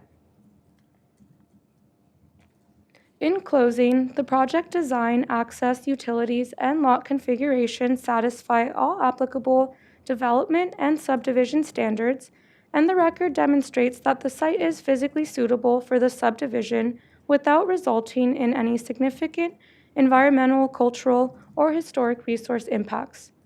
The subdivision is consistent with the comprehensive plan, including the Coastal Land Use Plan and Eastern Goleta Valley Plan, as well as Article 2 Coastal Zoning Ordinance and Chapter 21 Land Division Regulations and the Subdivision Map Act, and staff concludes that the appeal issues have no merit. Therefore, staff recommends that the decision maker deny appeal case number 26 APL 6, adopt the findings for approval as provided in Attachment A, determine the project is exempt from the California Environmental Quality Act pursuant to Section 15315 for minor land divisions, and grant de novo approval of tentative parcel map number 24 TPM1, subject to the conditions contained in Attachment B. This concludes staff presentation. I'm available for any questions. Thank you. Oh, questions from commissioners? Commissioner Park. I'm going to ask you a question that I'll ask of each of the participants if you can't answer it, or maybe they'll have a different answer than you do. So we're led to understand that regardless of these appellate issues, the real action here is on the barn. And that's the only place I've actually seen any evidence is something about this barn. And what I don't personally understand is how whether this is a landmark or not affects whether the subdivision can go forward. Can you address that? Yes, Commissioner Park, the project before you today is for subdivision into 3 lots, and there are no changes proposed or related to the barn in question. Really, the issue between the barn and is a private matter between the property owners, and this subdivision does not impact their ability to, review that separately with, HLAC or between each other if they choose. So if HLAC had a hearing last week and said it's a landmark, and I'll address that later because I was on HLAC,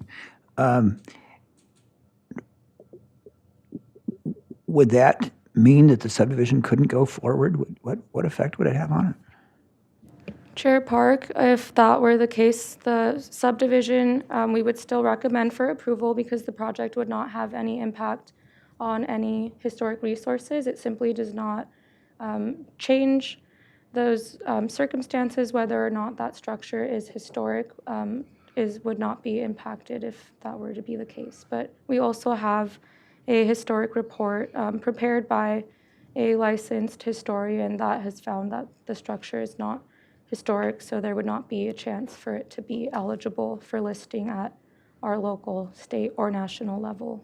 Okay. Well, thank you. And Commissioners, if I could just add something really quick too. The interesting part about this recent designation was it was not done at the behest of the property owners themselves. HLAC did bring forward a project, I think it was last year, against a property owner's wishes that went all the way up to the board. The board made it pretty clear that that's not something that they're very supportive of. The current owners have said that they do not wish to designate it, and they also don't think it is eligible. So that's just something I wanted to. Wait, so when you refer to the current owners, you mean both owners? Both owners, yeah. I got you. So, Correct, yeah. So one of those two has, or their agent did, or somebody did, asked that it be considered by HLAC. I think not the other appellant owner. did, is my understanding, but Yeah. not either property owner has not expressed a wish to designate this barn. Okay, thanks. Yep.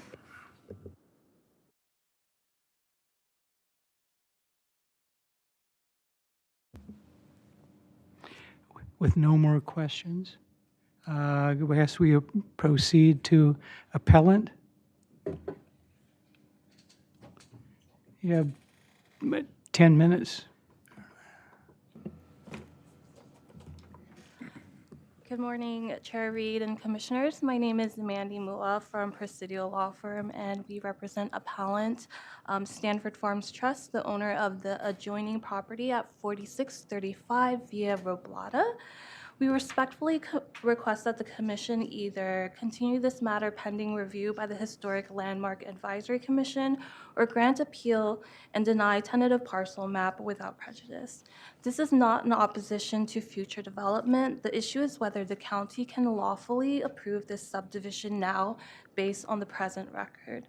The project is not a routine minor lot split. It would divide 12.99 acre coastal blufftop estate parcel into 3 separately conveyable lots, create 2 residential parcels, establish new easements and development rights, and permanently embed a legal non-conforming cross-lot barn into a new parcel configuration.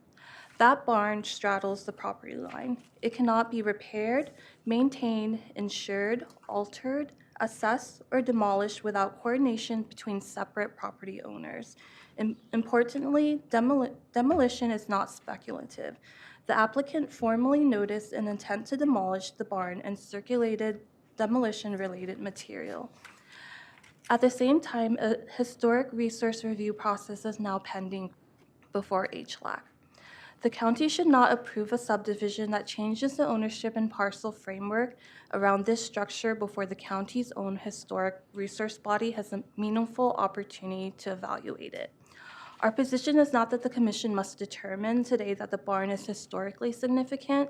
The point is that there's substantial evidence raising legitimate historic resource questions that require further review before the county relies on a categorical CEQA exemption.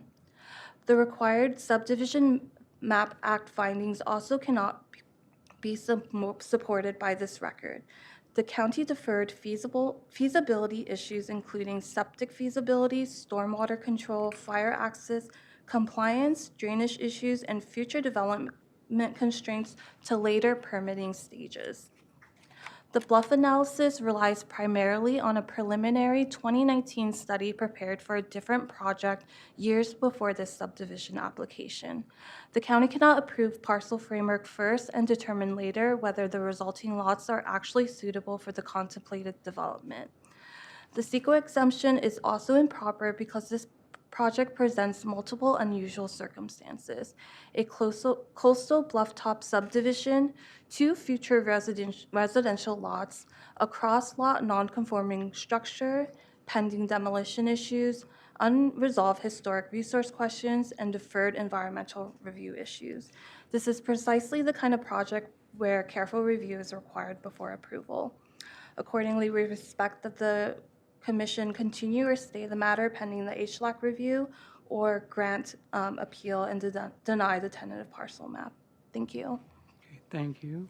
Any questions? Commissioner Park? Yes, in Mr. Logue's letter to us, I think it's to us, he refers to a barn agreement, I believe the date was 1960, and calls it the alleged barn agreement, and then says it's of dubious legality. I'm paraphrasing. And I know that you didn't write the letter, but I'd like to ask questions about that. I can ask you about that now, or we can hear from Mr. Jacobs, and then you'll have a chance for rebuttal, and I can ask you about it then. Which would you prefer? I can make a comment on it. I know that we have issues whether that agreement runs with the land, and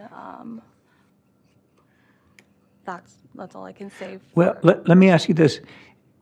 Even if it was invalid, what difference does it make to what we're doing today? I'm not independently supposed to be interested in whether it's valid or not or what it says.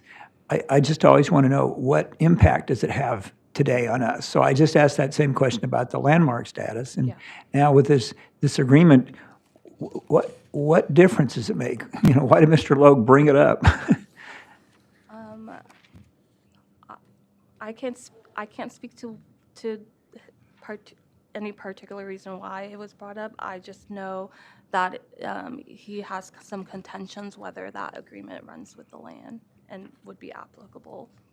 Okay. Well, I don't want to put you on the spot. We'll let Mr. Jacobs address that as well when it's his turn. And then if you have any contrary opinions, you'll have the chance to address it in your rebuttal. So thanks. Thank you. Oh, I have a question here from Mr. Americano. I want to, hi. I want to follow up on a question that Commissioner Park asked the staff. The proposed parcel map would create 3 parcels. How does that fact, the division of 1 parcel into 3, have any impact on the barn and any issues related to the barn? I frankly don't see any connection there, and I'm hoping you can enlighten me. I believe the effect would be that the subdivision runs with the land, so where the barn sits, it would have an effect on whether any enforceability or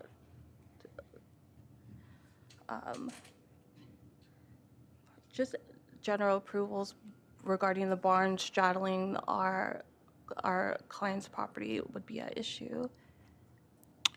I'm sorry, but I don't understand the explanation. Right now, the barn straddles a property line between your client's property and the applicant's property. After the subdivision goes through, the barn will straddle a property line between your client's property and the applicant's property. What the applicant then owns is going to be 3 parcels rather than 1. To which I say, how does that affect the barn and issues relating to the preservation, demolition, whatever, of the barn?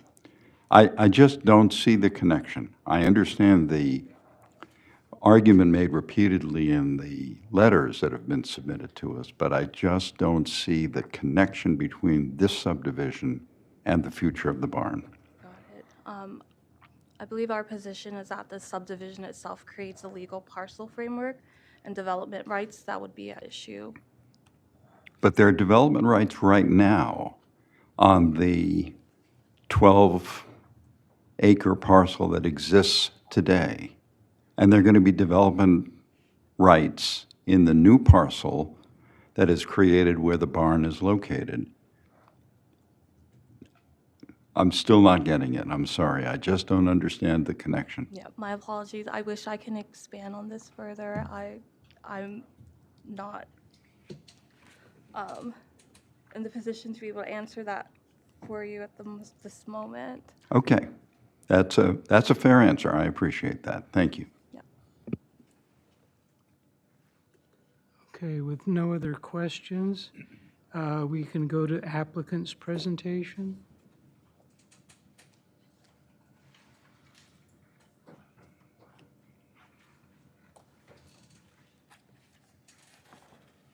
Morning, Chair Reed, members of the commission. I'm Christopher Jacobs. I'm an attorney at the Brownstein Law Firm. And I'm here today with Alicia Harrison, a senior land use planner with our firm. I also have Tim Hazeltine, who is the historian who wrote the report that we have submitted. And also Mr. Terrell is here, Chris Terrell, able to answer any questions. Alicia is going to make the primary presentation, but because of the order in which the questions have been raised, I think I would like to start out with talking about the barn. And I agree with you. The barn it should be a non-issue today. The application has been carefully crafted to preserve the barn as something that remains in its status quo. There are no changes that have been proposed for that barn. So I was curious why Mr. Logue called it an alleged barn agreement. Excuse me. You know, it sort of questions, as Commissioner Park mentioned, the enforceability of that agreement, but there's no explanation as to why it's unenforceable. You know, I took a look at it. We've looked at this quite a bit, and we have determined that the barn agreement, it's from 1960. It's either enforceable as a covenant running with the land or an equitable servitude. And the difference between those two things is something that you study in law school, but it doesn't really matter. They're both enforceable as against future owners if it's crafted in the proper way. In this case, we have an instrument in writing that was entered into and signed by the owners of both 4635 and 4653 Via Reblata. The barn agreement states the purpose and conditions of use which are to apply to the barn. It states expressly that the barn agreement is binding on successors and assigns, and it was recorded in the official records of Santa Barbara County in 1960. When Mr. Terrell purchased 4653 Via Reblata in 2018, it was an all-cash, as-is, quick close deal with no contingencies other than title. You know, does it have good title insurance? Does the Pellicero family, the original owners of the parcel, did they have the ability to convey it? And they did. There was no survey that was completed. Well, Mr. Terrell was aware the barn was on the easterly property line. As is typical for most residential real estate buyers, he did not drill down into the preliminary title report to look at its underlying exceptions to coverage.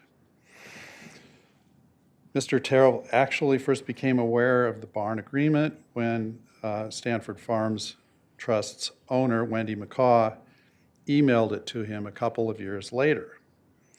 She was explaining that it was an enforceable agreement and that she had the right to go on to his property relative to the use and maintenance of the barn. Through a series of email communications, Ms. McCaw suggested a lot line adjustment process under which she would pay for and acquire ownership of the barn and some area around the barn, and that upon completion of the lot line adjustment, then the barn agreement would be terminated, have no further use. That did not happen. There has been no challenge to the enforceability of the barn agreement over the past 60 years. Stanford Farms has in the past always asserted that it was an enforceable agreement. Accordingly, to now challenge its enforceability in the context of today's Planning Commission hearing seems highly disingenuous. So that's my comment on the history of the barn agreement, but really, the existence of that barn will continue after today, after what we hope to be an approval, and the parties can decide at a later date what they want to do with it. I'd like to also address Historic Landmarks Advisory Commission argument, which is also one that's been put forward by the appellants. They suggest that the barn is potentially a significant historic resource, but offer no evidence in support of this argument or to counter the conclusions reached by post-Hazeltine. Those are in the record.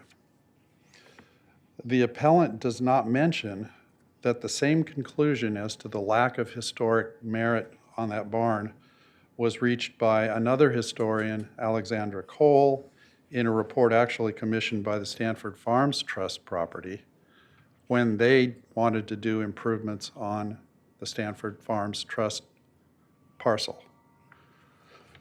About the HELAC, the HLAC process, you know, in my case of dealing with Historic Landmarks Advisory Commission over the years, as is the case with your commission, the HLAC members do not independently investigate properties that are being identified as possibly having historic resource value, but instead review reports from architectural historians and other design professionals, and then they rule upon the question of historicity based upon the strengths or weaknesses of the information that is submitted for its review. Tim Hazeltine may have more to say on that, but that's been my experience. Here, as in the case with most of appellant's arguments, there's no evidence being offered in support of the arguments. So there's no contrary historian testimony, only the argument that it may be historical. And let's wait and see what the HLAC does. The request for pausing the parcel map process to allow for HLAC's consideration of the barn is nothing more than a delay tactic. So those are sort of the out of order answers to the questions that have been raised, and I'll let Alicia take it from here.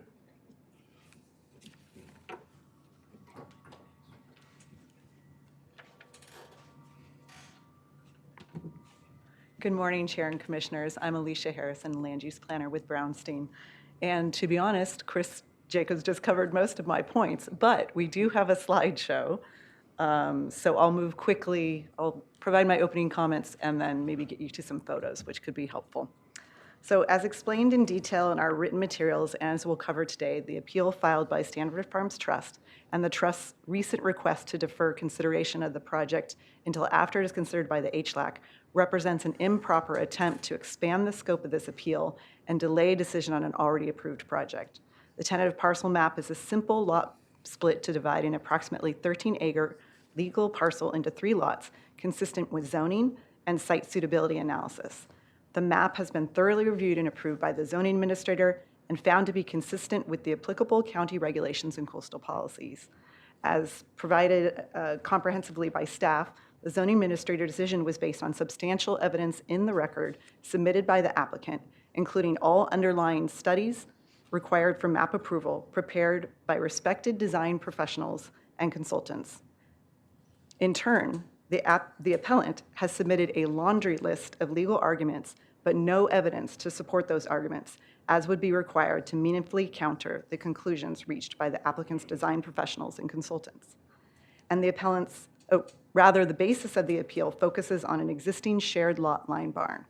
And the appellant's fundamental argument is that the barn has historic resource value, and its existence is an unusual condition that prevents your commission from approving the applicant's parcel map. However, there is no evidence submitted to the record by the appellant, including the appellant's most recent substantially sized submittal yesterday, to support the appellant's claim as to the historic status of the barn or how its existence is relevant to your consideration of the parcel map. As covered by Chris, to the contrary, the barn has been evaluated by 2 local, respected, qualified architectural historians, Post Hazeltine and Alexander Cole, both of whom concluded that the barn does not have historic resource value. And the Alexander Cole evaluation of the Stanford Farms Trust property was actually commissioned by the appellant in the late 1990s for approval of the new development at the appellant's property. So I'll skip through some of these photos that staff had presented in terms of location. This just shows that the surrounding area is predominantly 2.5 acre minimum parcel sizes, with some nearby areas allowing even smaller parcels at 1.5 acres. The approved project, I believe, has been covered as well, via Reblata on the north, as well as the coastal bluff on the south end of the parcel. And here's just a closer look at that. Some context for you, we talked about the 3 access points along Via Reblata. In this image, it's proposed parcel 1. You will see the driveway on the right side, and the center driveway is the driveway that accesses proposed parcel 3. This is for proposed parcel 2, the existing gate and wall. So the existing gate would be the access point for proposed parcel 2, and on the right, you can see the access driveway for proposed parcel 3. And then this is proposed parcel 3, the existing driveway. All of the improvements seen here were built as part of the coastal development permit for the existing residents on proposed parcel 3.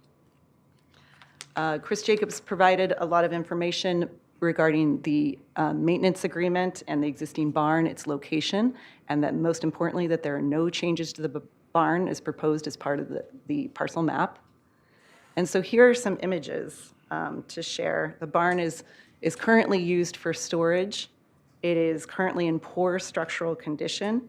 As you can see, the exterior walls consisting of concrete masonry block are severely weathered and cracked. The sliding wood doors in either end of the barn are dilapidated and cannot be closed. Wood framing is exposed to the elements, and there are obvious signs of water intrusion. Dry rot and substantial deterioration of the roof sheathing and cedar shingle roofing. In some, the barn has deterioration, is not weatherproof, and can only be used for the storage of items that do not require weather-tight conditions. And here's a photo showing the storage of the construction debris and materials for the last few decades. Yeah, the point being too that this was originally designed as a horse barn, but for the last several decades has been used for storage by the parties. The appeal summary at its core is narrowly focused on 3 primary claims about the barn being a historic resource, the subdivision will increase the likelihood of barn demolition, and the parcel map will create coordination challenges between property owners. I believe that this has been pretty well covered by this point, but there is no evidence submitted by the appellant that the barn has historic resource value. There's a historic resource technical report prepared by qualified architectural historians post-Hazeltine, and they evaluated the structure under county, state, and national criteria and did not find that the barn met any of those criteria. And this built upon the findings of the appellant's own historic resource study prepared by Alexander Cole in '98. Importantly, the appellant's HLAC submittal is nothing more than a delay tactic, which is lacking in merit, particularly given the findings of the Alexander Cole historical report commissioned by the appellant and for the appellant's property. The second appeal point is about the future demolition argument. Again, the parcel map does not rely on the removal of the barn, nor would any future development of Parcel 2 rely on removal of the barn. No demolition is proposed or requested as part of the parcel map.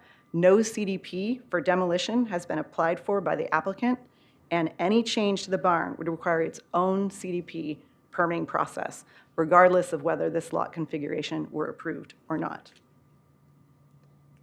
And it is our position that the recorded agreement governing the ownership and shared use of the barn would remain in effect. Another appeal point is about suitability and coordination between the parties. The properties are already burdened and benefited by the barn agreement and have been for 66 years. So the present existing coordination requirement between the applicant and the appellant is already established, and there is no reason to conclude arrangement will be compromised by approval of the parcel map. Nor the lot configuration would not have any material impact on the status quo, nor would it increase or complicate coordination between the property owners. There's also the argument about an exception to the CEQA exemption. Post-Hazeltine reports that former stables like the barn were a common feature of many Hope Ranch properties throughout its history as a residential enclave, and there's no evidence in the record that a dilapidated, non-conforming structure encroaching over a property line is an unusual circumstance per CEQA standards. The barn is also not historic, and there is no reasonable possibility of significant effects. Accordingly, the exception to the categorical exemption does not apply. Finally, related to the HLAC deferral, the appellant's request to involve HLAC introduces a new issue that was not raised during the zone administrator proceedings and presents an improper attempt to delay resolution of the appeal. The fact that the structure is older and was used for equestrian purposes does not establish historic significance. The property's prior equestrian activities, including raising and showing horses, were common at Hope Ranch, where equestrian activities were a focus of many properties. The barn is simply a dilapidated, utilitarian, 13-stall barn which has not been used for equestrian purposes for decades. The appellant has submitted no evidence to the record finding the barn has historic resource value.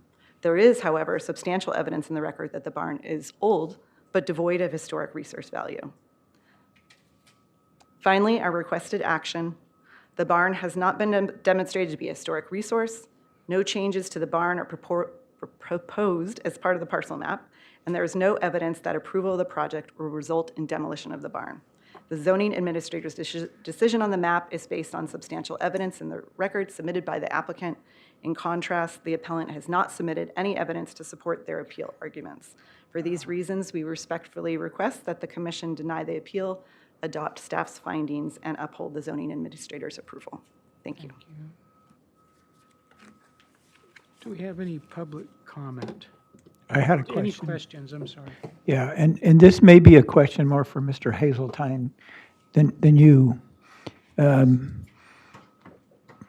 these questions may seem a little pointless to the rest of the commission, but, I've got an applicant that's called this an equestrian stables and an appellant that calls it a show barn. And Mr. Hazeltine, I was out there yesterday, and the doors for the animals to go out of their stalls to their paddocks or whatever was out there. If I was wearing a cowboy hat, and I'm 5'9", probably not anymore, it would have knocked my hat off.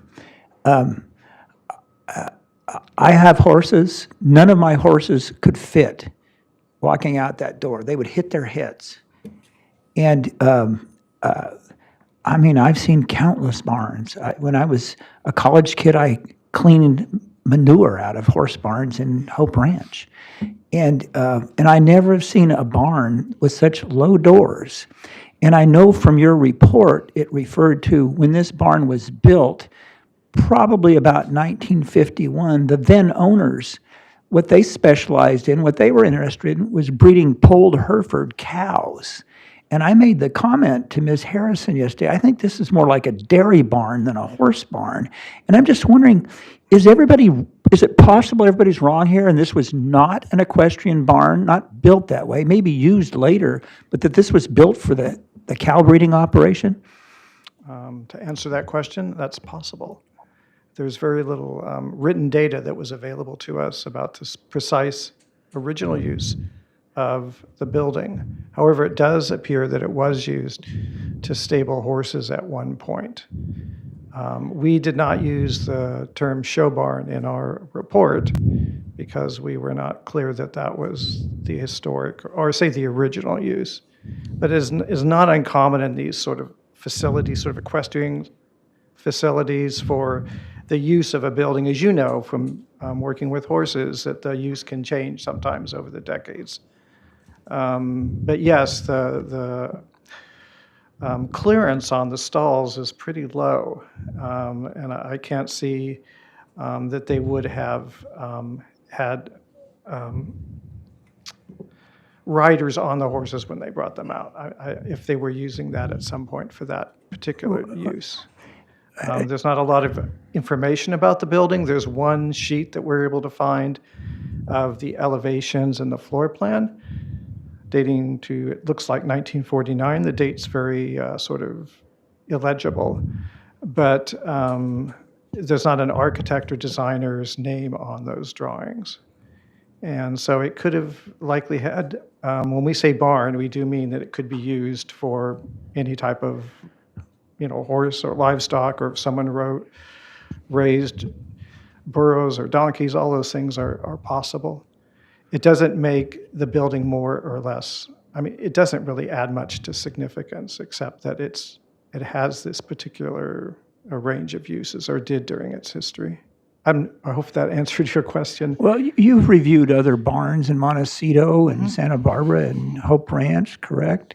Yeah, we've done 2 equestrian facilities in Hope Ranch many, many years ago, and also a couple of stable/barn structures in Montecito and some in the Santa Ynez Valley. And more often than not, they were built by people of some means. Correct. And this is, as you can see from looking at the aerial photos, there are other structures associated with this. They call it the home farm sometimes. Sometimes it's referred to as an equestrian facility, that were built around 1930 when the original estate was developed for the Meyer family by a very well-known architect named Gordon Kaufman. There's no data at this point that would suggest, or that would confirm that the barn structure that's in question was designed by him, of course. And there was Roland Cote, another architect, worked for the Foley family in the 40s and 50s. But as I noted, there's no information on the available drawing that would assign this particular building to him. My experience has been that barns are often a source of pride for owners that build them. And they'll be nice wooden barns, and they'll use wood.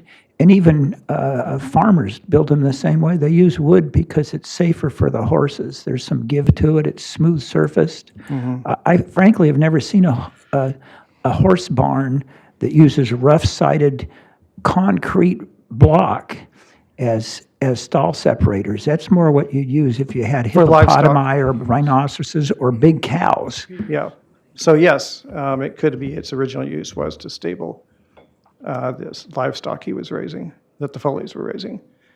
That would not lend it additional historic significance unless, I shouldn't really hypothesize here, but generally these larger complexes of buildings, that have a similar use are the historical part of it is that they're a part of a complex of structures. This is a very late addition. It's the last addition to the farmyard. In 1949, essentially 19 years after Myers created the estate.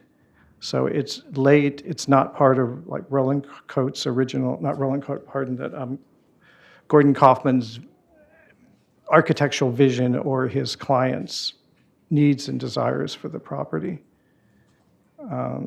But the precise use of it is not unique or distinguished in and of itself. Okay. Well, thanks. I'm not sure I answered your question. I hope I did. No, it's good. Well, maybe your next report, you might say, maybe it wasn't a question barn, it was a... Yeah, well, yes, We'll see. Correct. The last, when we were interviewed, the current owner, and also talked to Alex, this was when we first worked on the report in 2024, she thought it might have had an equestrian use. Unfortunately, Alex is not is dealing with some physical ailments, so we were not able to recontact her at this time. Well, you know, the Peliceros were famous for their involvement with horses, and they donated, and perhaps it's on permanent loan, that fabulous saddle collection that's at the Santa Barbara Carriage Museum. Yes. So clearly when they had it, but that was years later. Oh, yeah. They would have been interested in horses and perhaps used it that way, but Yeah. back when it was built, they didn't have it. Probably. And as Alicia noted, it seems very clear that at least for the last couple of decades, from sometime in the 90s, if not before, the building was used for storage, and actually has probably been used for storage for a longer period of its life than it was used for the original function. I have a question about that building. It seems a very rudimentary design and unremarkable construction. I mean, stacked cinder blocks. I have not been with it, so I didn't know what separated the stalls, but when Commissioner Park says cinder block, that makes it sound a little suspicious if it were going to be for horses.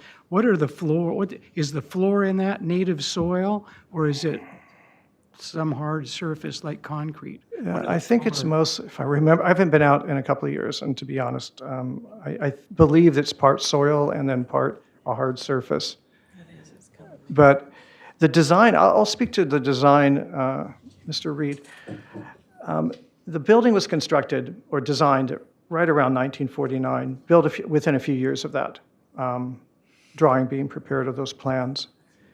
And by that period in Santa Barbara architecture in California and Santa Barbara, these utilitarian buildings actually sort of got more utilitarian. So there wasn't usually the same sort of vision that you would have had in 1930 when they were designing the entire estate, when Gordon Kaufman was designing the entire estate to emulate a specific architectural style and repeat those materials and design features in each of the buildings to create a sort of cohesive assemblage of buildings that at that time they were essentially entranced with their idea of what life in Spanish and Mexican era Santa Barbara was like. Right. So that's how those styles of those buildings tend to be more elaborate, have a specific style. In this case, as you noted, this building is very utilitarian. So it wasn't trying to hit all the bells and whistles that Gordon Kaufman's original design did for the estate. So it looks like, as I said, quite unremarkable, like a lot of other very utilitarian ag buildings I see now. Mm-hmm. Seems like its sole concession to style are those look like rotting, in a state of rot, cupolas on the roof look like they're about ready to fall through. Were those original to the building, or did somebody put those on at a later time intending to dress it up, make it look more like something you could see in Kentucky? I think they're original, and as you just noted, they were sort of an architectural gesture to sort of tie the building in a very minimal way with the rest of the farmyard buildings, which had been designed by Gordon Kaufman. Okay. Okay, that's mine. Are we? If we're through, I guess we will proceed to public comment. Do we have any, no speakers slip? Is anyone online or remotely have their hand up? No requests online. All right, so appellant, have any need to rebut anything? You have a couple of minutes? So, Mr. Chair and Commissioners, just as a matter of record, the appellant had about 6.5 minutes left over. Yes. And then the appellant went over about 5, or the applicant, sorry. Applicant went over about 5 minutes, so to make things equal, I would recommend giving the. We give appellant a balance of what they had plus a couple if they need it, and we'll give applicant 2. Times available. So you're both, okay? All right. So with that, we will close the public hearing, and we're ready for comments, deliberations on part of the commissioners. Sure. Commissioner Ford. Thank you. I think this is a rather easy decision. I think all of the issues that were raised by the appellant have been addressed comprehensively and clearly, and there's no evidence of historic resource value, no development proposed, no need for the HLAC deferral, so I will definitely be ready to make a motion after hearing my colleagues. Commissioner Park. I want to address the HLAC issue. I used to serve on HLAC, and you can look at my Form 700 and you can see that I did, okay? And HLAC is, it's different than the City of Santa Barbara's Historical Landmarks Commission because it's under an ordinance that has really no teeth, okay? So really the only way something gets gets historical landmark status in the county is if the owner volunteers it. City's very different, and I admire the way the city does it, by the way, but we're not in the city. I looked through the list. There are, I think, 48 historical buildings that have landmark status in this county over the long time we've had this ordinance. That's not really very many. I took a look at what might be of this vintage, because most of what's there is things like the Stowe House, it goes back to 1860s or something. We've got the Goleta Railroad Depot. We've got the Messini Adobe, which is, 1803 or something in Montecito. We've got things like that. The Dabney Cabin, things that are really well known. People know about them. And yet here we're talking about this barn. This barn, the best guess, according to the Post-Hazeltine report, was 1951. I was thinking about this. One thing I've shared with Commissioner Reed is my passion for Ford 8N tractors, and my Ford 8N tractor was built in 1951. So it's the same age as this barn. And I guarantee you, if you put it out there and just let the air out of the tires and had it sit by that barn, most historians would say that my Ford 8N is more historically significant because 500,000 of them were built by the Fords. And there's one on every hilltop in Texas, Arkansas, Missouri, Nevada, and everywhere else, because half of them are still running. The barn is also interesting with respect to what else in Hope Ranch is a landmark. And you've got the Hope House, which was built in, I think, 1870. And there's really nothing else. There's a cabana, a beach cabana, which was built in 1956. I think it's the only thing I could find that is newer than the barn. And it's landmarked because it's on a promontory and it's a very interesting structure and so forth. It met the tests.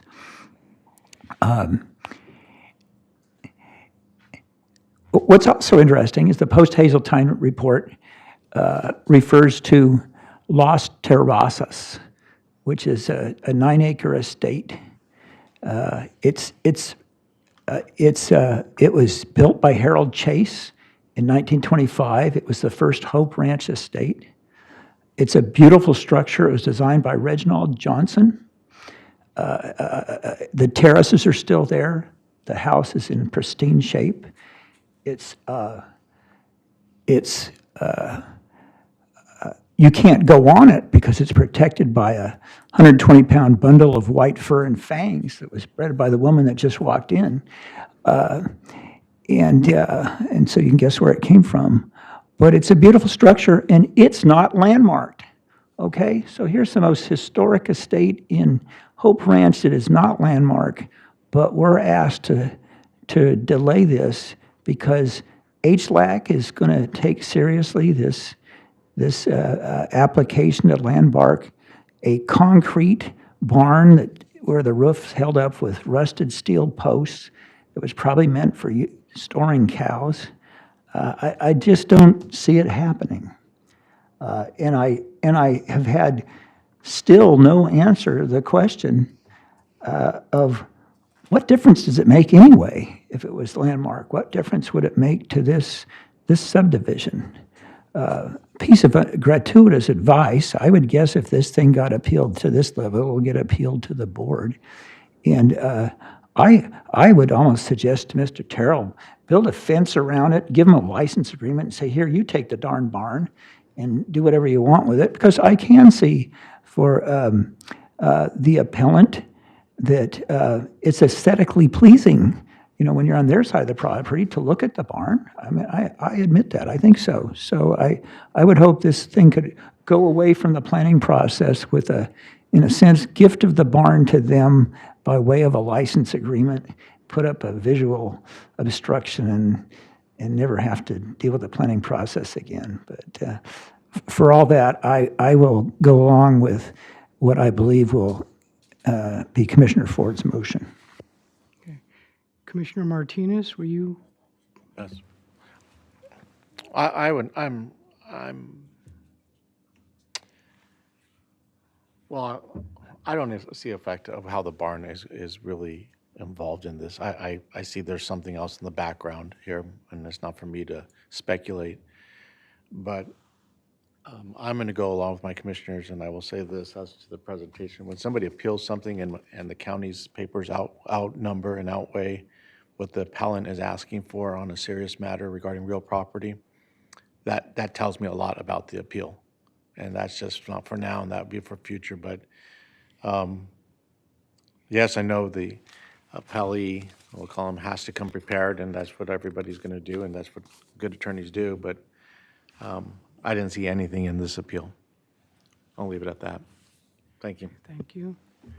Commissioner Americano? I agree with my colleagues, and I'm prepared to support the motion. All right, I just, in looking at it, I fail to really see the relevance of the barn. I look at its design and its condition, and I just fail to see how it would ever achieve a status as historic. My main advice is if you visit the barn, be very careful you're not inside it when the roof falls in. But, so I would be inclined to deny the appeal and approve the project. Sounds like we have pretty good consensus. Are we prepared to make a motion? Yes. Commissioner Ford. Thanks. At this time, I would like to make a motion to deny the appeal in case number 26APL0006 and adopt the staff findings for approval, determine the CEQA exemption, and grant de novo approval of 24 TPM 0001. Do we have a second?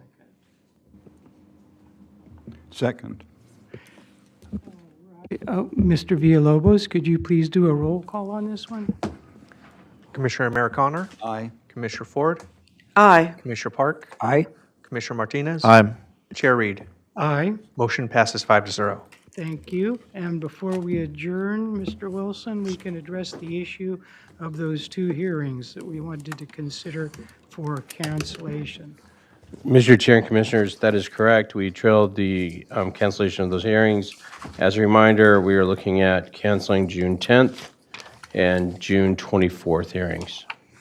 I move to cancel the June 10th and June 24 hearings. We had nothing today that got continued to there. You wouldn't really be able to notice anything anyway that something new came in, so it's just nothing's going to happen, and there's no reason for it. Second? All in favor? Aye. Aye. Notice I didn't vote because I won't be here.